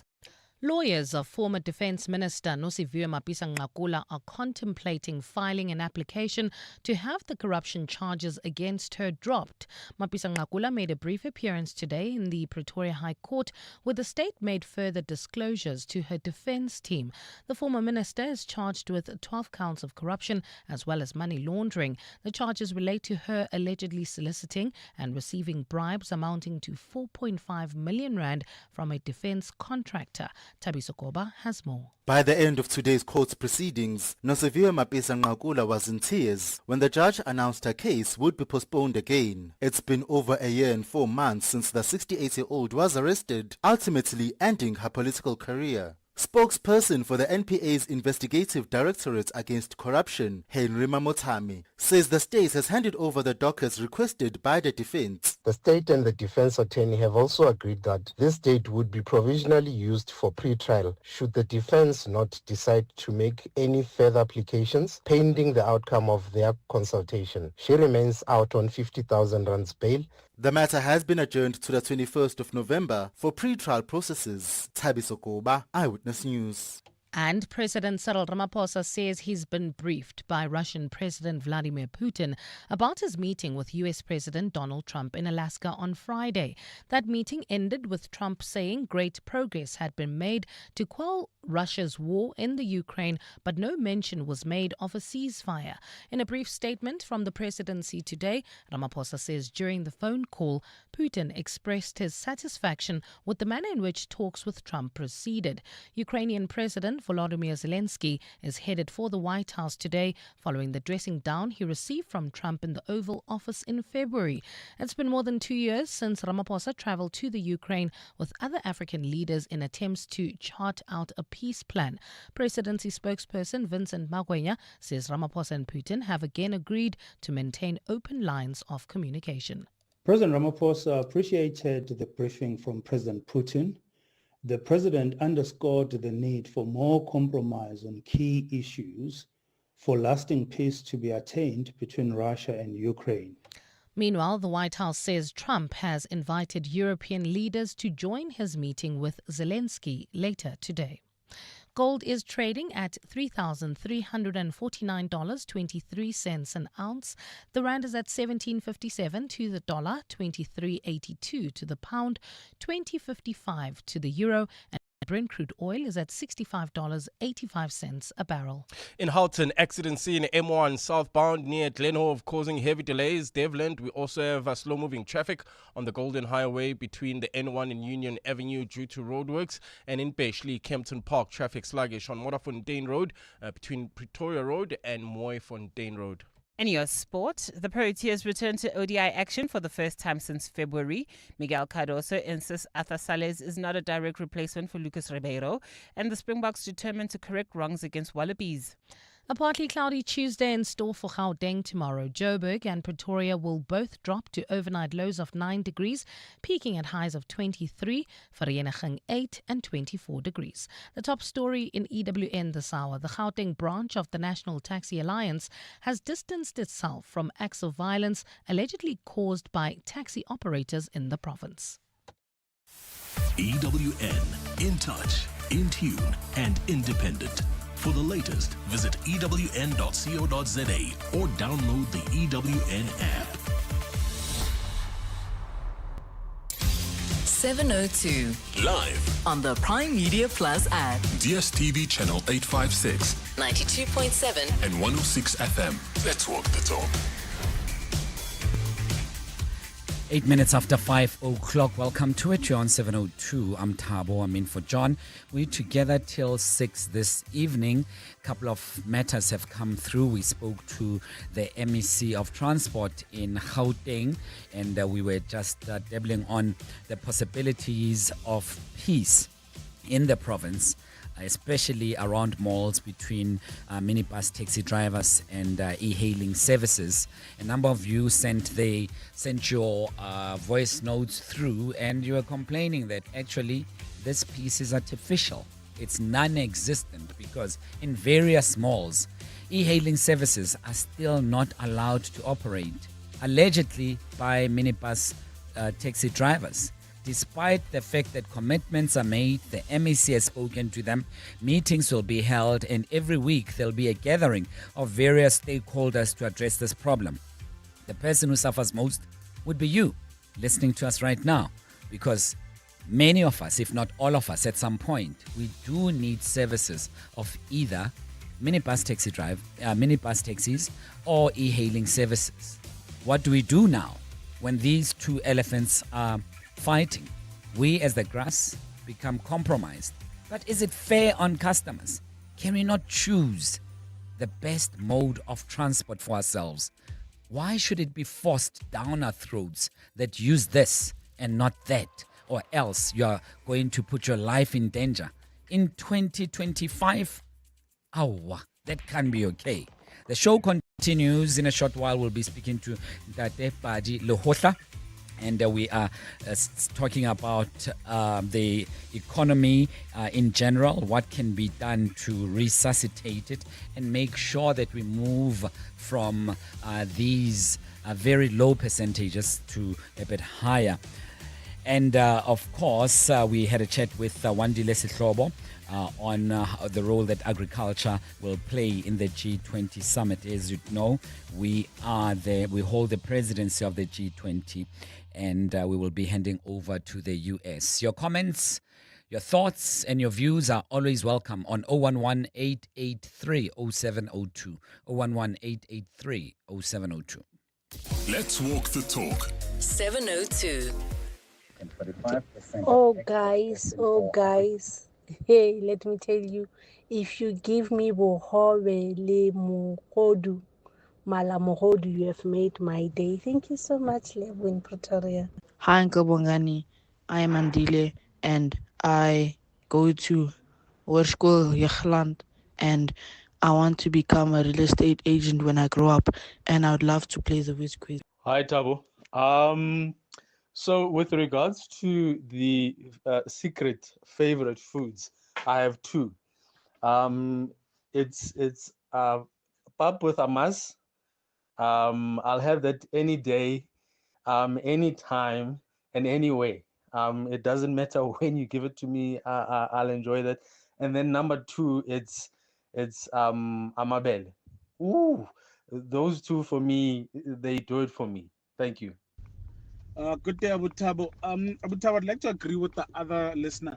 Not only is the minister or the MEC out of touch, and not only does she not know her job, she is in La La Land, Abu Thabo. All we asked was for them to regulate. They have not regulated Uber and Bolt or app companies in this country since they came here. It's been years, it's been over a decade these app companies have been operating in this country. Why are they always reactive and not proactive to things. They're always reacting to everything, reacting too late. They're never proactive. This is not a problem that starts now. Now she's talking about local apps as if this is a market. It is the state's duty to make the market conducive for people to start businesses, but they do not do that. They are constantly looking to grandstand. She does not know what she's talking about. Yeah, this is somehow worrying. And the previous voice note was mainly referring to the interview that I had with the MEC of Transport in Gauteng, Midday, and the complaints are very clear. You do need to regulate at some point as well. I agree with that.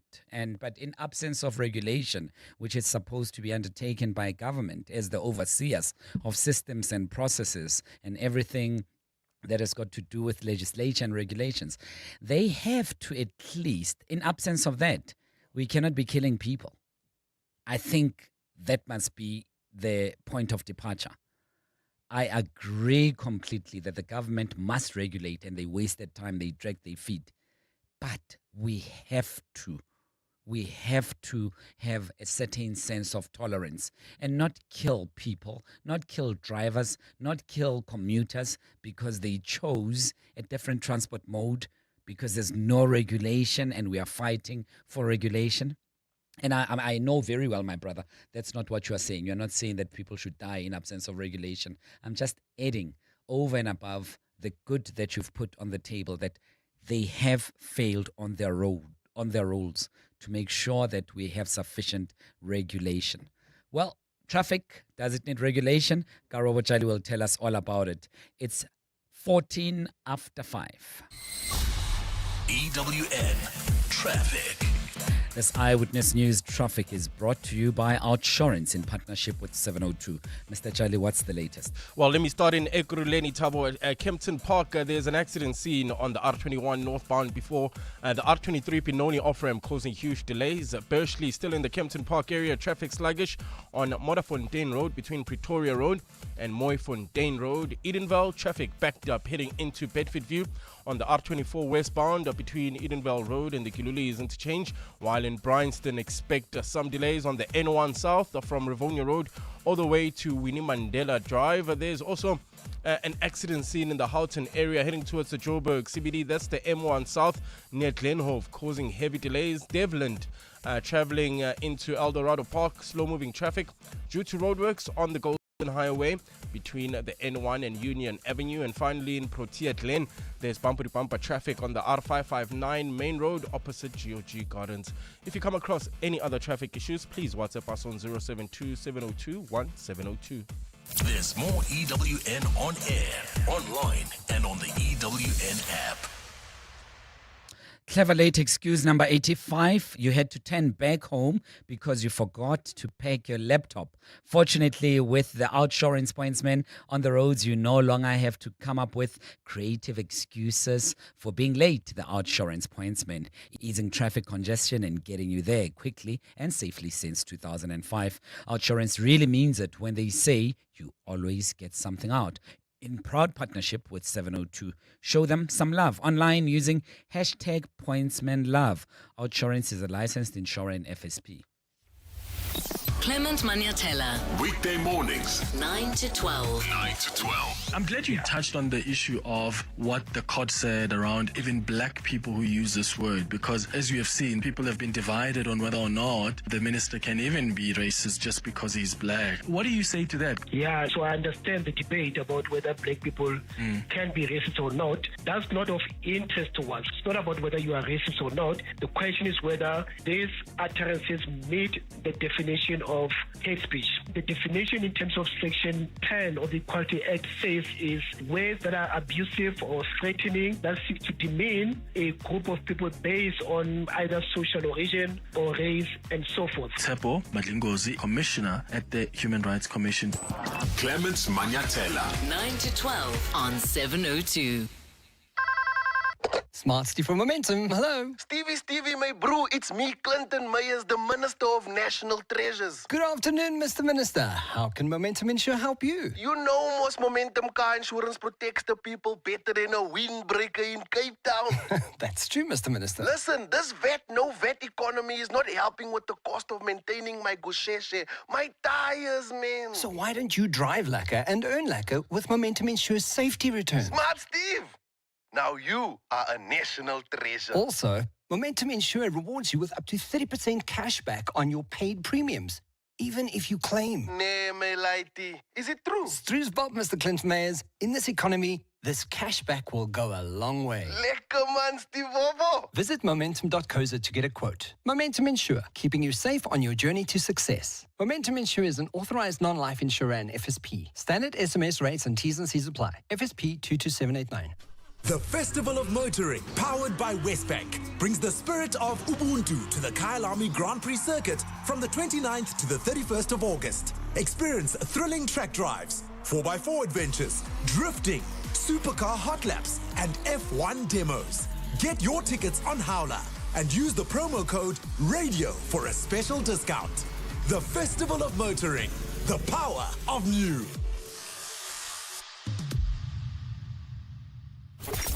702 podcast on primemediaplus.com. 18 after 5, if you are following social media very closely, you would have been privy to a post. I saw it on Facebook this morning. I was tagged by someone on it, and on that post, he calls himself Ali Musina, but it goes on to read that my name is Morris Montenegro Maluleka, the municipal manager of Mogalakwena local municipality. I want the public and my family to know about this because anything might happen to me, and you must know who might be responsible for my death. That's what the post says. And it continues to read, if anything happens to me, the following people, Popira Matuba and Bioscope Makamu, are responsible because I've carried out numerous corrupt transactions at Mogalakwena local municipality on behalf of their companies, and I've hired their family members into the municipality. It goes on and on and on. We have been since told that that implicating and very seriously accusing post was a hoax. It is a fake post. Someone to share more about that is Ndabe Ramokwela, who's the Limpopo Provincial Government spokesperson. Mr. Ramokwela, thanks very much for your time. Welcome to 702. Tabo, good afternoon, and your listeners. Can we confirm the validity of the post, the authenticity? Have you established, at least from your side, whether it is a real person and this is not a hoax, this is not a fake post by a nasty individual out there? Unfortunately, the confirmation is that it doesn't come from the municipal manager of Mogalakwena municipality or from the municipality itself. And they too have been looking for some of these individuals for the past week or so since this stuff emerged.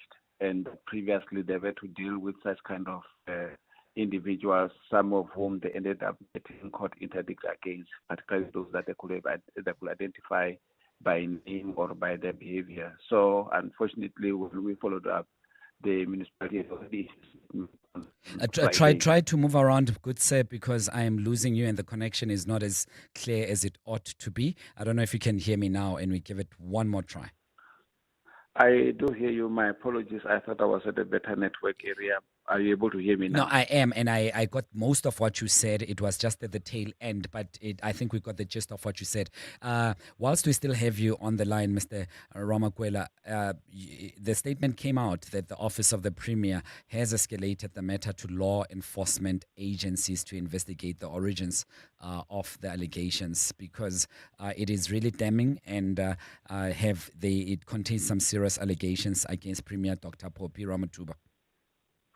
Well, it is that part that we are worried about, but secondly, we are worried about the safety of the municipal manager, that since he is not the one who has issued out that particular communication, the implications are that he too indeed is possibly under threat because of the issues that have happened at the municipality before, wherein individuals, unfortunately, were either assassinated or dealt with by some forces within that particular area. So that's why then the Premier had to approach the law enforcement agencies to trace and make sure that any of the individuals are not making threats to the municipal manager, as he denies being the one who authored that particular information.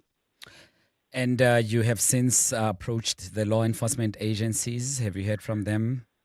The Premier has spoken to the Provincial Commissioner, Lieutenant General Tembiha Debe, who has also promised to escalate the matter to deal with the issues of cybercrime, also tracing where this comes from, following up on also what the municipality had done previously on such similar cases. I assume the Premier is also dismissing allegations of being involved in the signing of payments exceeding millions of rands by the municipal manager. Whoever it may be, now that we've established that it was not the MM who authored this particular post, but the allegations, I assume that the Premier is dismissing them as well. Certainly, the Premier is dismissing their preposterous, if you were to think about it, because you would understand that there's no way that the Premier will go into a municipality in either way and enforce any of those particular suggestions that are being made. Municipalities are entities that are run by councils and not controlled by the provincial government. So such thinking and thought is a bit beyond our understanding of how government works. Thank you so much, good sir. Really appreciate it. Mr. Ndabe Ramakwela, Limpopo Provincial Government spokesperson, 24 minutes after 5. Let's walk the talk. 7:02. Dr. Padi Lehohla, Professor of Practice at the University of Johannesburg, is no stranger to this show at all or this station. He joins us right now just to briefly, because we don't have enough time, to give us some insights into what he had penned. Trek for Mandela, then Cry, the Beloved Country. Dr. Lehohla, it's always a pleasure. Welcome. No, thank you, Daddy. Thank you, listeners. You kick it off with a beautiful, reminiscent thoughts, especially about the book that just came out, the coffee table book that just came out, Trek for Mandela. Why start at that point? Well, I mean, the important part of it is one has a rare moment with Mandela on 2 occasions, one in 1998, or rather 3 occasions, one in 1996. When I went to enumerate him, to count him in the census and seek his support, because that was a project that I was given to lead. The second was when we were releasing the census results of 1996, where he really provided an outline of where the country should be, and he expressed his regrets around some of the things that he never expected to happen under a democratic government, and he makes those statements, and they are very clear, almost anticipating the moment now, but cautioning very seriously that those things should not happen. The third was when I went to counting in Kunu on the 22nd of October 2011, and that day remained very stuck in my head, because President Mandela carved a very somber figure, because it was the day that Gaddafi had just been killed, and the newspapers were in front of him. And as Mr. Sello Hatang, the former head of the National Mandela Foundation, also a person who is responsible for this Trek for Mandela, said that Mandela on that morning was asking the question repeatedly, did they have to kill him? Did they have to kill Gaddafi? And when I came in to count him, he had carved that very somber image of himself, looking at this image of Gaddafi, who was then late and had been killed. Obviously, on a lighter note, I'm told by Ndade Hatang, as I left, as we met at the Trek for Mandela at the launch of the book, he said, look, he's in his yellow suit.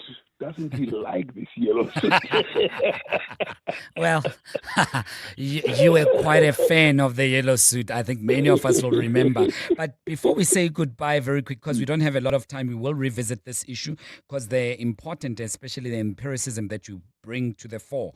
Quite scary. And among others, you do mention that South Africa's GDP shows that the economy has averaged only 0.16% growth from 2016 to 2023. This means per capita incomes have been declining because the growth was so slow and well below the already low rate of population. Clearly signs of danger. Yes, indeed. I mean, we are really in trouble. Well, it's averaged less than 1% growth. And of course, in a population that is growing at 1.6% per annum. Many may say the population is growing too fast. The question the shoe cannot be put on the population growth. It has to be put on economic growth because this is so sluggish that we don't deserve that kind of growth at all. And it doesn't look like we'll ever get out of a 1% growth because the policies that we have designed are not going to take us there. I mean, there's proof that they are not. And you close with the famous Ellen Payton's "Then Cry the Beloved Country." I'm going to ask us to do justice to this conversation, Tate Lehohla, sometime this week. I beg your pardon because the time was a little bit tight today, but sometime this week, please put time aside so that we can ventilate those important issues that you've put to the fore. Ntate Padi Lehohla, Dr. Padi Lehohla, Professor of Practice at the University of Johannesburg, 28 after 5. EWN Business. With the SG of Broadcasting, Stephen Groot is right in front of me. What's the latest, Steve? Dare I say, TT, good afternoon. You do know that there's another TT. I'm aware. The JSE All Share down 0.79%, financials down 0.75%, industrials up 1%, resources down 0.5% on the day. A lot of South African news, a lot of corporate news, big results out today. It's a big results day. You'll hear the CEOs of MTN, of Tungela Resources, of ABSA on the Money Show this evening, and that kind of tells you the kind of day that we have. I mean, ABSA are down 8% on the day. Now, Thabo, on the numbers, not ABSA, MTN are down, MTN are down 8% on the day. Now, on the numbers, that makes no sense. The results are much better. But the results are much better because of improvements to the Nigerian economy. Now, that's not just because of MTN. That's a sort of happenstance. But at the same time, there's clearly a recognition in MTN that real change needs to be made. They're going to have 3 new sort of categories, if you like, connectivity, fintech, and digital infrastructure.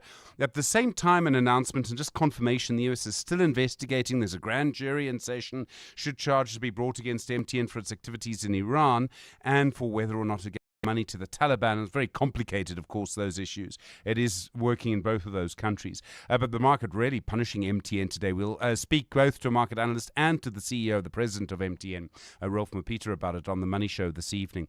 Glencore down 2.56, Tungela down 3.46 on the day. They've suffered from lower coal prices, more demand for coal, they say, but a lot of countries preferring to produce their own coal. They want to be sufficient in energy, they want to be secure, and so they can't export as much. Apologies, Steve. Didn't they say we have about 500 years of reserve of coal? So I mean, if you're willing to use low-grade coal, I remember when they discovered a resource under the Drakensberg, and they said, well, how much? And they said, well, almost infinite. Like hard to burn it all. You wouldn't want to. It's not great coal. But yeah, we have immense coal reserves in South Africa. It's one of the arguments to keep using coal. Yeah. I mean, there are other arguments to that, but that's one of the arguments. So yeah. Tungela down 3.5%, Pick and Pay down 2.5% on the day. EBSA also down. They did increase their headline earnings. The bank did say, though, that their banking business division performed below expectations. And then Kenny Fickley did a results presentation. He's the new CEO. He's also talking about changing the model. They have a Pan-African model. Now, that's fine and probably what they need. But they just changed the operating model under the previous CEO a couple of months ago. So we'll ask Kenny Fickley on the Money Show tonight. I mean, is too much change a bad thing? Yeah. The Premier Group up 4% on the day. Dis came up nearly 3%, and the MAS Group up 2.76%. 7. And then just to remind you, it looks like the one person who wanted to buy Mango Airlines doesn't want to buy Mango Airlines anymore. Fin24 reporting that. In the US, sort of a flat open really. A lot of people watching the Jackson Hole sort of meeting today of central bankers. The Dow Jones is up 0.06. The Nasdaq is down 0.07. The S&P 500 is down 0.03. And then looking at the gold price right now, $3,332.85 an ounce. Platinum, $1,334.61. Brent crude, $65.94. The rand to the dollar, 17.67 to the euro, 20.61 to the British pound, 23.88. So on the Money Show, the CEOs of MTN, Tungela and ABSA. Also tonight, someone who makes his money baking bread for a living. By the millions of loaves. He's the general manager of Sasco. Oh, wow. And so we'll be talking to him tonight. Looking forward to that conversation. Stephen Curtis, EWN Business. And we'll be tuned in between 6 and 8. Money Show with Stephen Curtis. Mbali Dlamini standing by. Apologies, Mbali. We're very late. So sorry. What's the latest on Eyewitness News headlines? Well, Thabo, a very good afternoon. Rise Mzansi leader Songezo Zibi has lashed out at SANDF chief Ruzani Mapuanya, calling him ill-disciplined and out of line. This follows Mapuanya's controversial trip to Iran, where he reportedly co-signed stronger military cooperation between the country and South Africa. His visit to Iran has not landed well with the president, as it risks worsening diplomatic relations with the United States. Speaking at a media briefing today, Zibi expressed his opinion on Mapuanya's trip. Alfara Mshwana reports. Rise Mzansi leader Songezo Zibi says SANDF top soldier Ruzani Mapuanya has undermined government's ongoing effort to fix its turbulent relationship with the United States. Why would he do that? There is a feeling by South Africans that he's a general, he should be able to say anything. Nonsense! That's ill-discipline, he must be fired. He says Mapuanya has overstepped his authority. Army officers are not supposed to make political statements at all. What the general said in Iran can be said by the US and Iran are enemies. What does this general do? He goes there, he runs his mouth, because he has no strategic awareness whatsoever. Although Mapuanya is set to retire in December, calls for his dismissal have been growing louder by the day. Alfa Ramshwana, Eyewitness News, Johannesburg. Members of Parliament's ad hoc committee investigating allegations of police corruption have disagreed on the scope of the inquiry. The committee reconvened today and members have been locked in discussions over the terms of reference. The committee is meant to probe allegations made by KZN Police Commissioner Nhlanhla Mkhwanazi, but parties are not in agreement on whether the inquiry should be able to change its terms of reference during the process and also widen the probe.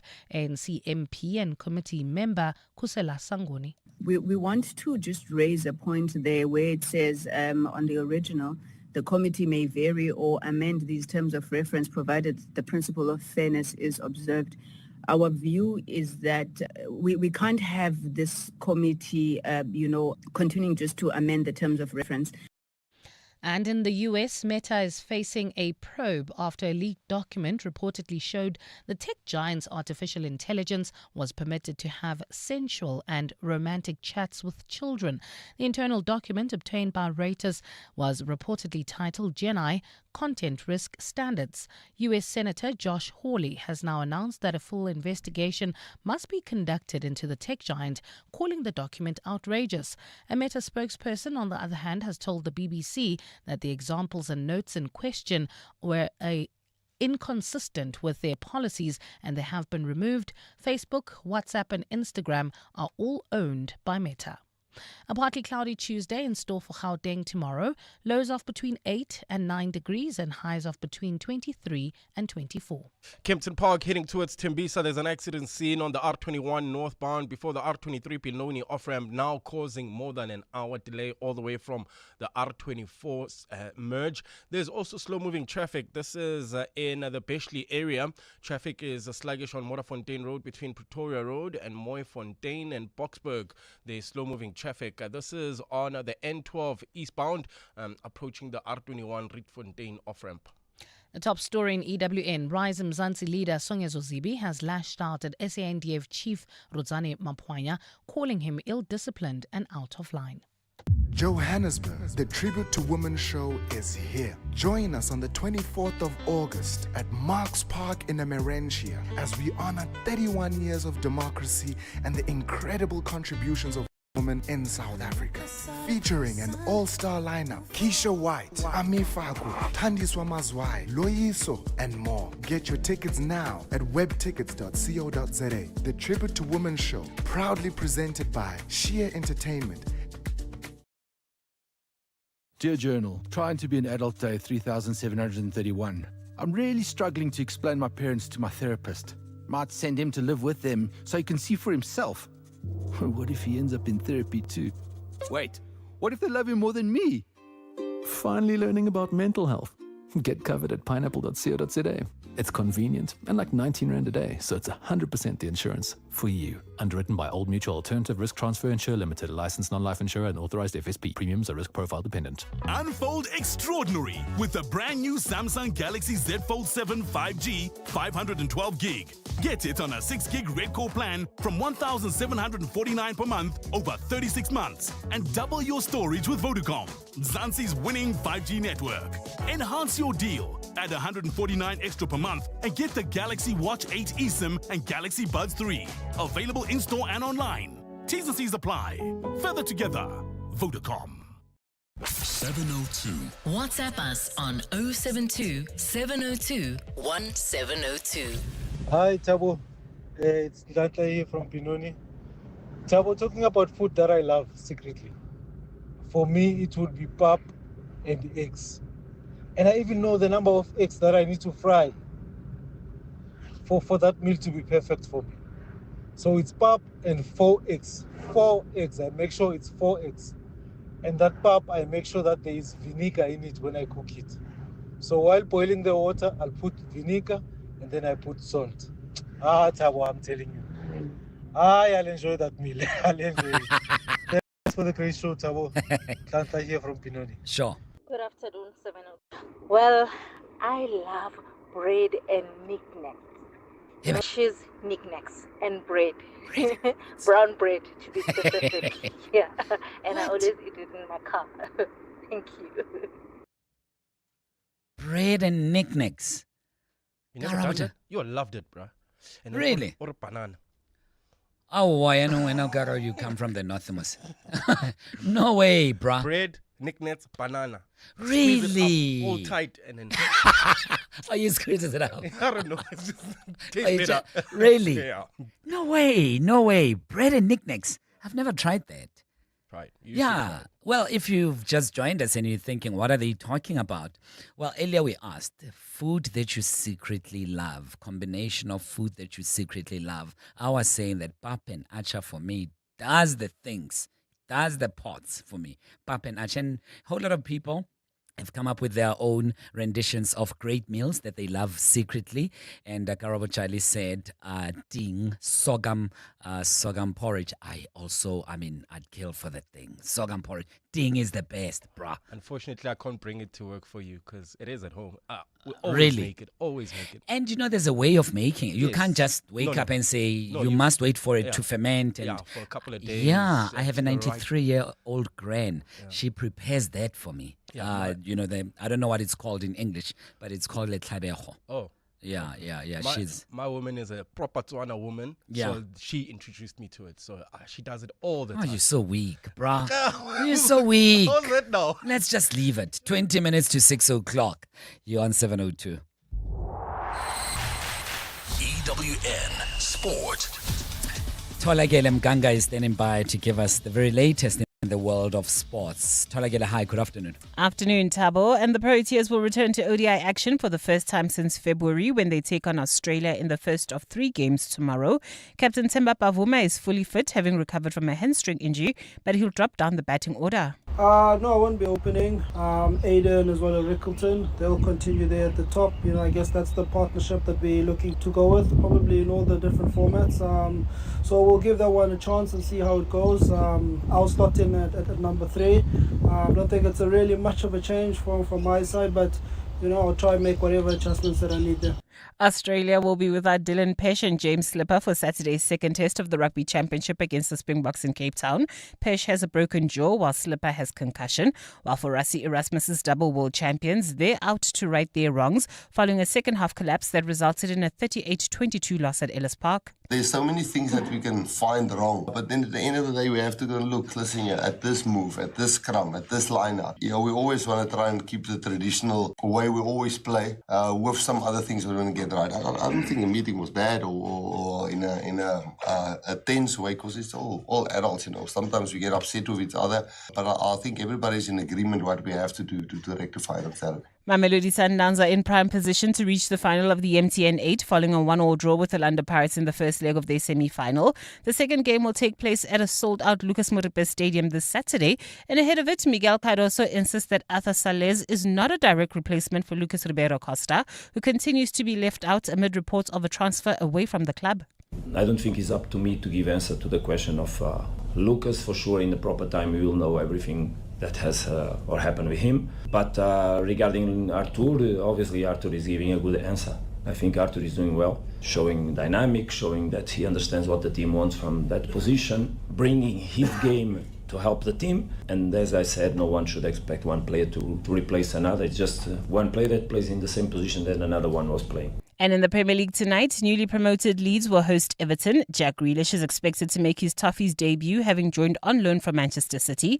David Moyes hopes he can make the most of his time in Merseyside, as Grealish looks to play himself into England's squad contention ahead of the FIFA World Cup. The best one I can think of was when I brought Jesse Lingard to West Ham. Jesse Lingard was probably not expected to be too successful and maybe a little bit worn down and not. I think Jesse came in and scored 10 goals in 12 games or 12 goals in 10 games. It was round those numbers. He got himself back in the England team. If Jack can do a little bit of that Jesse Lingard, then it'll be a great story for Jack, because it's a big year for England. Tolagele Mganga, Eyewitness News Sport. EWN Traffic. This Eyewitness News traffic is brought to you by Outsurance in partnership with 702. Karabo Charlie, what's the latest on our roads? Well, if you're leaving OR Tambo International Airport and heading towards Pretoria, just keep in mind that there's an accident scene in the Kempton Park area, R21 northbound before the R23 Benoni off-ramp, causing more than an hour delay all the way from the R24 merge. There's also slow-moving traffic in the Boksburg area, N12 eastbound between the R21 Rietfontein off-ramp and Atlas Road. Also in Edenville, traveling towards Bedfordview, traffic heavily backed up on the R24 westbound from Edenville Road to the Kilulis interchange, while in Bryanston you can still expect some delays. This is on the N1 southbound between Rivonia Road and Winnie Mandela Drive. Houghton, we had that accident scene. This is on the M1 southbound near Glenhove, which has been cleared, but unfortunately traffic is still a bit sluggish through there. Devland, roadworks causing heavy delays on the Golden Highway between N1 and Union Avenue. If you come across any other traffic issues, please WhatsApp us on 072-702-1702. There's more EWN on air, online, and on the EWN app. The Outsurance pointsmen know that every car on the road carries a story. Like the eager beaver driving to meet the woman of his dreams. Butterflies in his stomach. GPS on full volume. He checks his hair for the 7th time. Looking good. The Outsurance pointsmen know it's not just a car in traffic. It's a possible love story on the move. Every story is different and every story matters. That's why the Outsurance pointsmen have been doing what they do since 2005 in proud partnership with 702. Outsurance is a licensed insurer and FSP. 702 Let's walk the talk on 92.7 and 106 FM. 15 minutes to 6 o'clock. Thabo in for John. We're together till 6. It's great having you with us. If you've just joined us, you've missed out on quite a lot. But hey, we're happy to have you here. Join us early, especially tomorrow between 3 and 6, from 3 to 6. At this point, John always plays a song and there's a meaning attached to it. I mean, we live very busy lives and at times you're uneasy about this, that, and the other. A decision at work, at home, a decision perhaps that you need to make, and you become very, very anxious, and our minds are always occupied with 10,000 things in a millisecond. And that anxiety, how do you release it? How do you shrug it off your shoulders? Music at times does that. And speaking of music doing that, We came across this earlier with a team, particularly Jonathan Ferben, Kabazela, and we thought, I want you to hear this. You should hear this, that music has the ability to really distress you somewhat.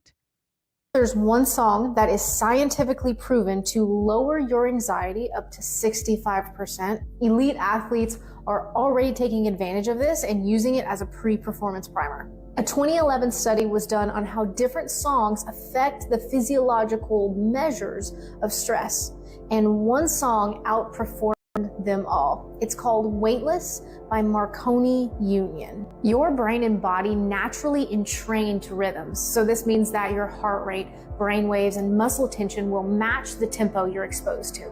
So as an athlete, if you feel a lot of anxiety, performance anxiety before you compete, this 8-minute song, I know it's a long song, this 8-minute song before you compete, the night before, in the bus ride, the car ride, if you can listen to it, see if after listening to it, if you notice a significant drop in your anxiety, and let me know. And so we wanted to know from you, which song do you use to distress, to get ready, to get rid of any anxiety that you may be feeling at that point? You know, when you need to psych yourself up and there's so much clutter in your brain, which song do you use? And which song do you play? And which song speaks to you and really gets you focused? You could be a CEO, you could be an executive at a company, a doctor, an athlete, this, that, and the other. Is there a particular song that really resonates with you and really eases up your anxiety? Please let us know on 072 702 1702. Kabazela's song is definitely this one.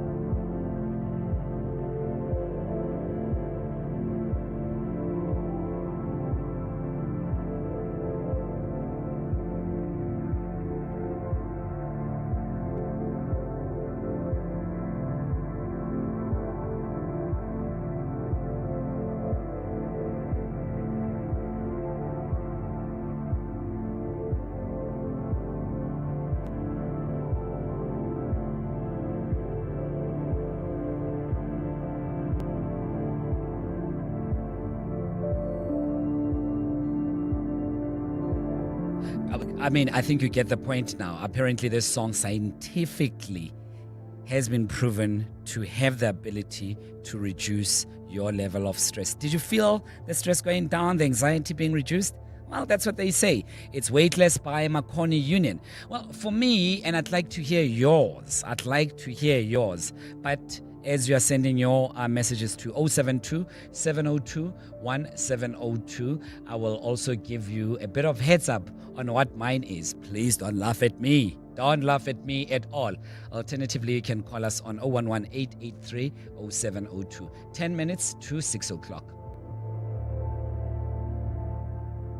702 afternoons with Relebogile Maboja, 1 to 3 p.m. Sleep shaming, is it a real thing? And your view, especially coming off of last week's conversation where people were saying, you know, why are we encouraging laziness when it comes to young people? You know, I think sometimes we get caught up in the terminology and sometimes we get so lost in the semantics of things that we hear the word sleep shaming where you're putting a term to describe something, and that's when we started getting into those conversations of you promoting laziness and what have you. But I think if we just step back a little bit from the accuracy of the term, but we rather think about what we're actually trying to unpack. Sikandar Kalla, who is founder of Cohesive Collaboration and a clinical psychologist. 702 afternoons. With Relebogile Maboja. Let's walk the talk. So Taryn, you've just graduated cum laude, but nothing says you're a genius quite like selling your car to We Buy Cars. Absolutely. My car was an 18th birthday present and it's time to move on to something a bit more mature. So where did you hear about We Buy Cars? All of my friends are using We Buy Cars. I would have had legit FOMO if I hadn't used them. And it was so quick. I did it on my laptop while sending around my CV. Smart move, Taryn. Graduated and upgraded. We Buy Cars. Geared for success, geared for you. Naked people are popular at Bry's. They're top of the guest list every time and always rock up with the primo cuts. That's because naked people save cash every month with online car and home insurance, which means less money spent on insurance premiums and more money for lamb chops the size of your face. Go to naked.insure now, get a car insurance quote in 90 seconds and get naked. People, Naked Financial Technology is an authorized FSP. 702. WhatsApp us on 072 702 1702. Hi Tabo and team, Sarah from Harabea Sport. My song to de-stress is Let It Be by the Beatles, showing my age now, but that really helps me de-stress. Yeah. That's the one song, but there are many, including classicals, but that's my one.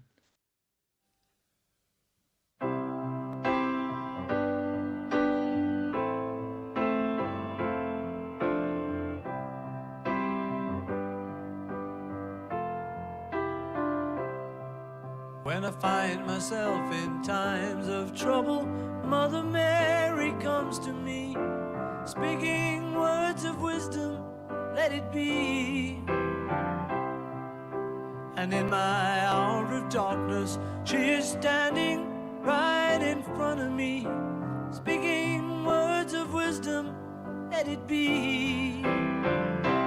Let it be, let it be, let it be, let it be.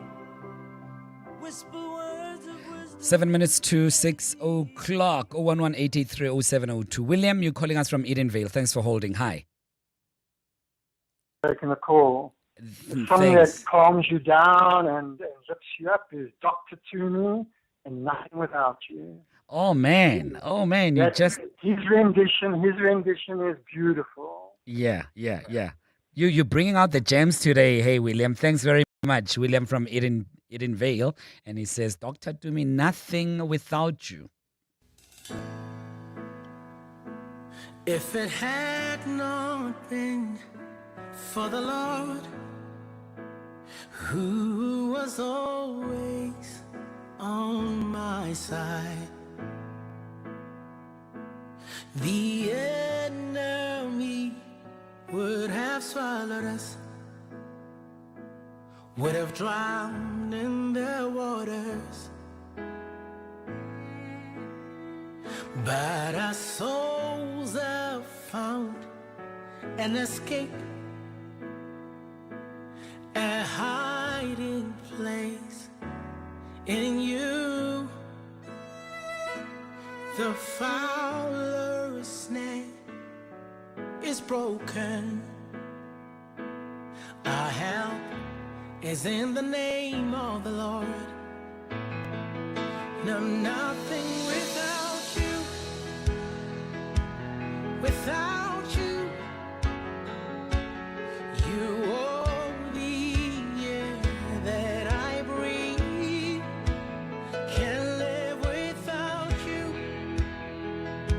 Without you, Jesus. Oh my goodness me, so many of your voice notes coming through on 011-883-0702.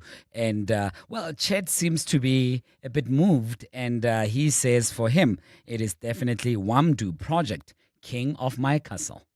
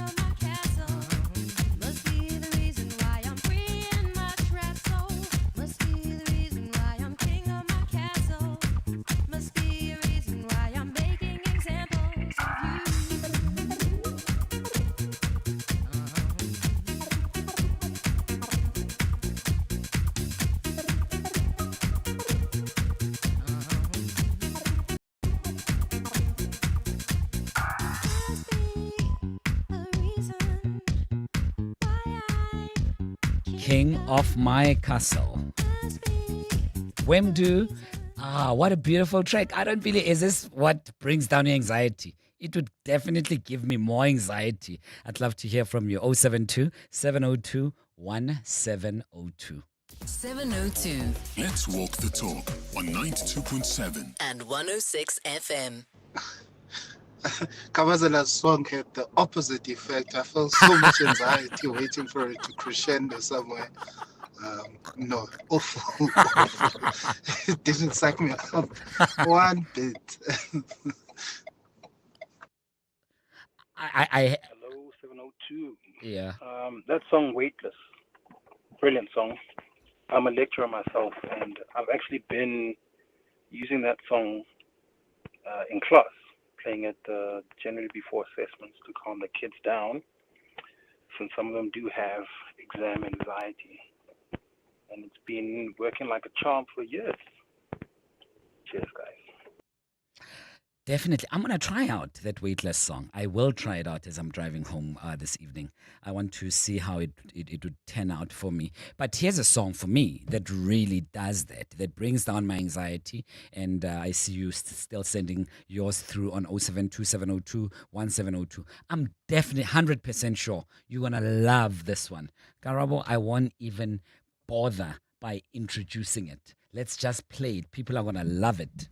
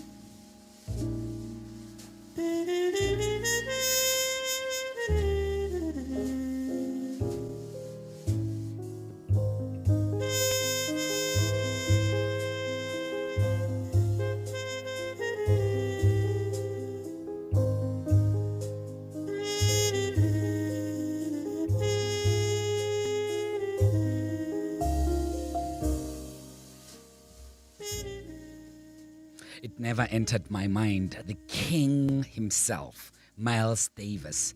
We're talking about songs that really help you with your anxiety, if you have any. I'm sure you love this one, don't you? I'm kidding. Don't let me know. Don't tell me. Stephen, what do you think?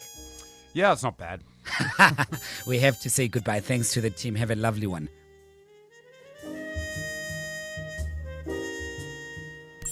And now, The Money Show with Stephen Grootes, live on 92.7 and 106 FM. Streaming on the Prime Media Plus app and DSTV channel 856.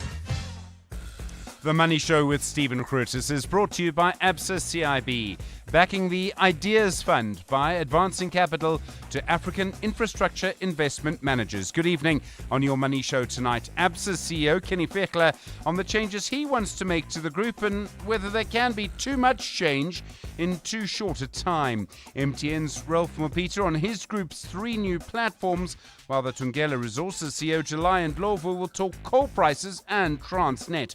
Also tonight, the Minerals Council wants to talk some more to the Mineral Resources Ministry, whether the Finance Minister is being too slow on cryptocurrencies. And from 7:30 tonight, the man who bakes bread, who bakes 1 million loaves of bread for a living. All of that to come, but first, the very latest Eyewitness News. Good evening, I'm Zingisa Chirwa. The Gauteng branch of the National Taxi Alliance has distanced itself from acts of violence allegedly caused by taxi operators in the province. This comes after the Soweto community blamed taxi violence allegedly caused by taxi operators in the province. This comes after the Soweto community blamed taxi operators for an attack outside Maponya Mall last week. This is where one e-hailing driver died when his and another vehicle were torched. The Taxi Alliance's provincial spokesperson, Theo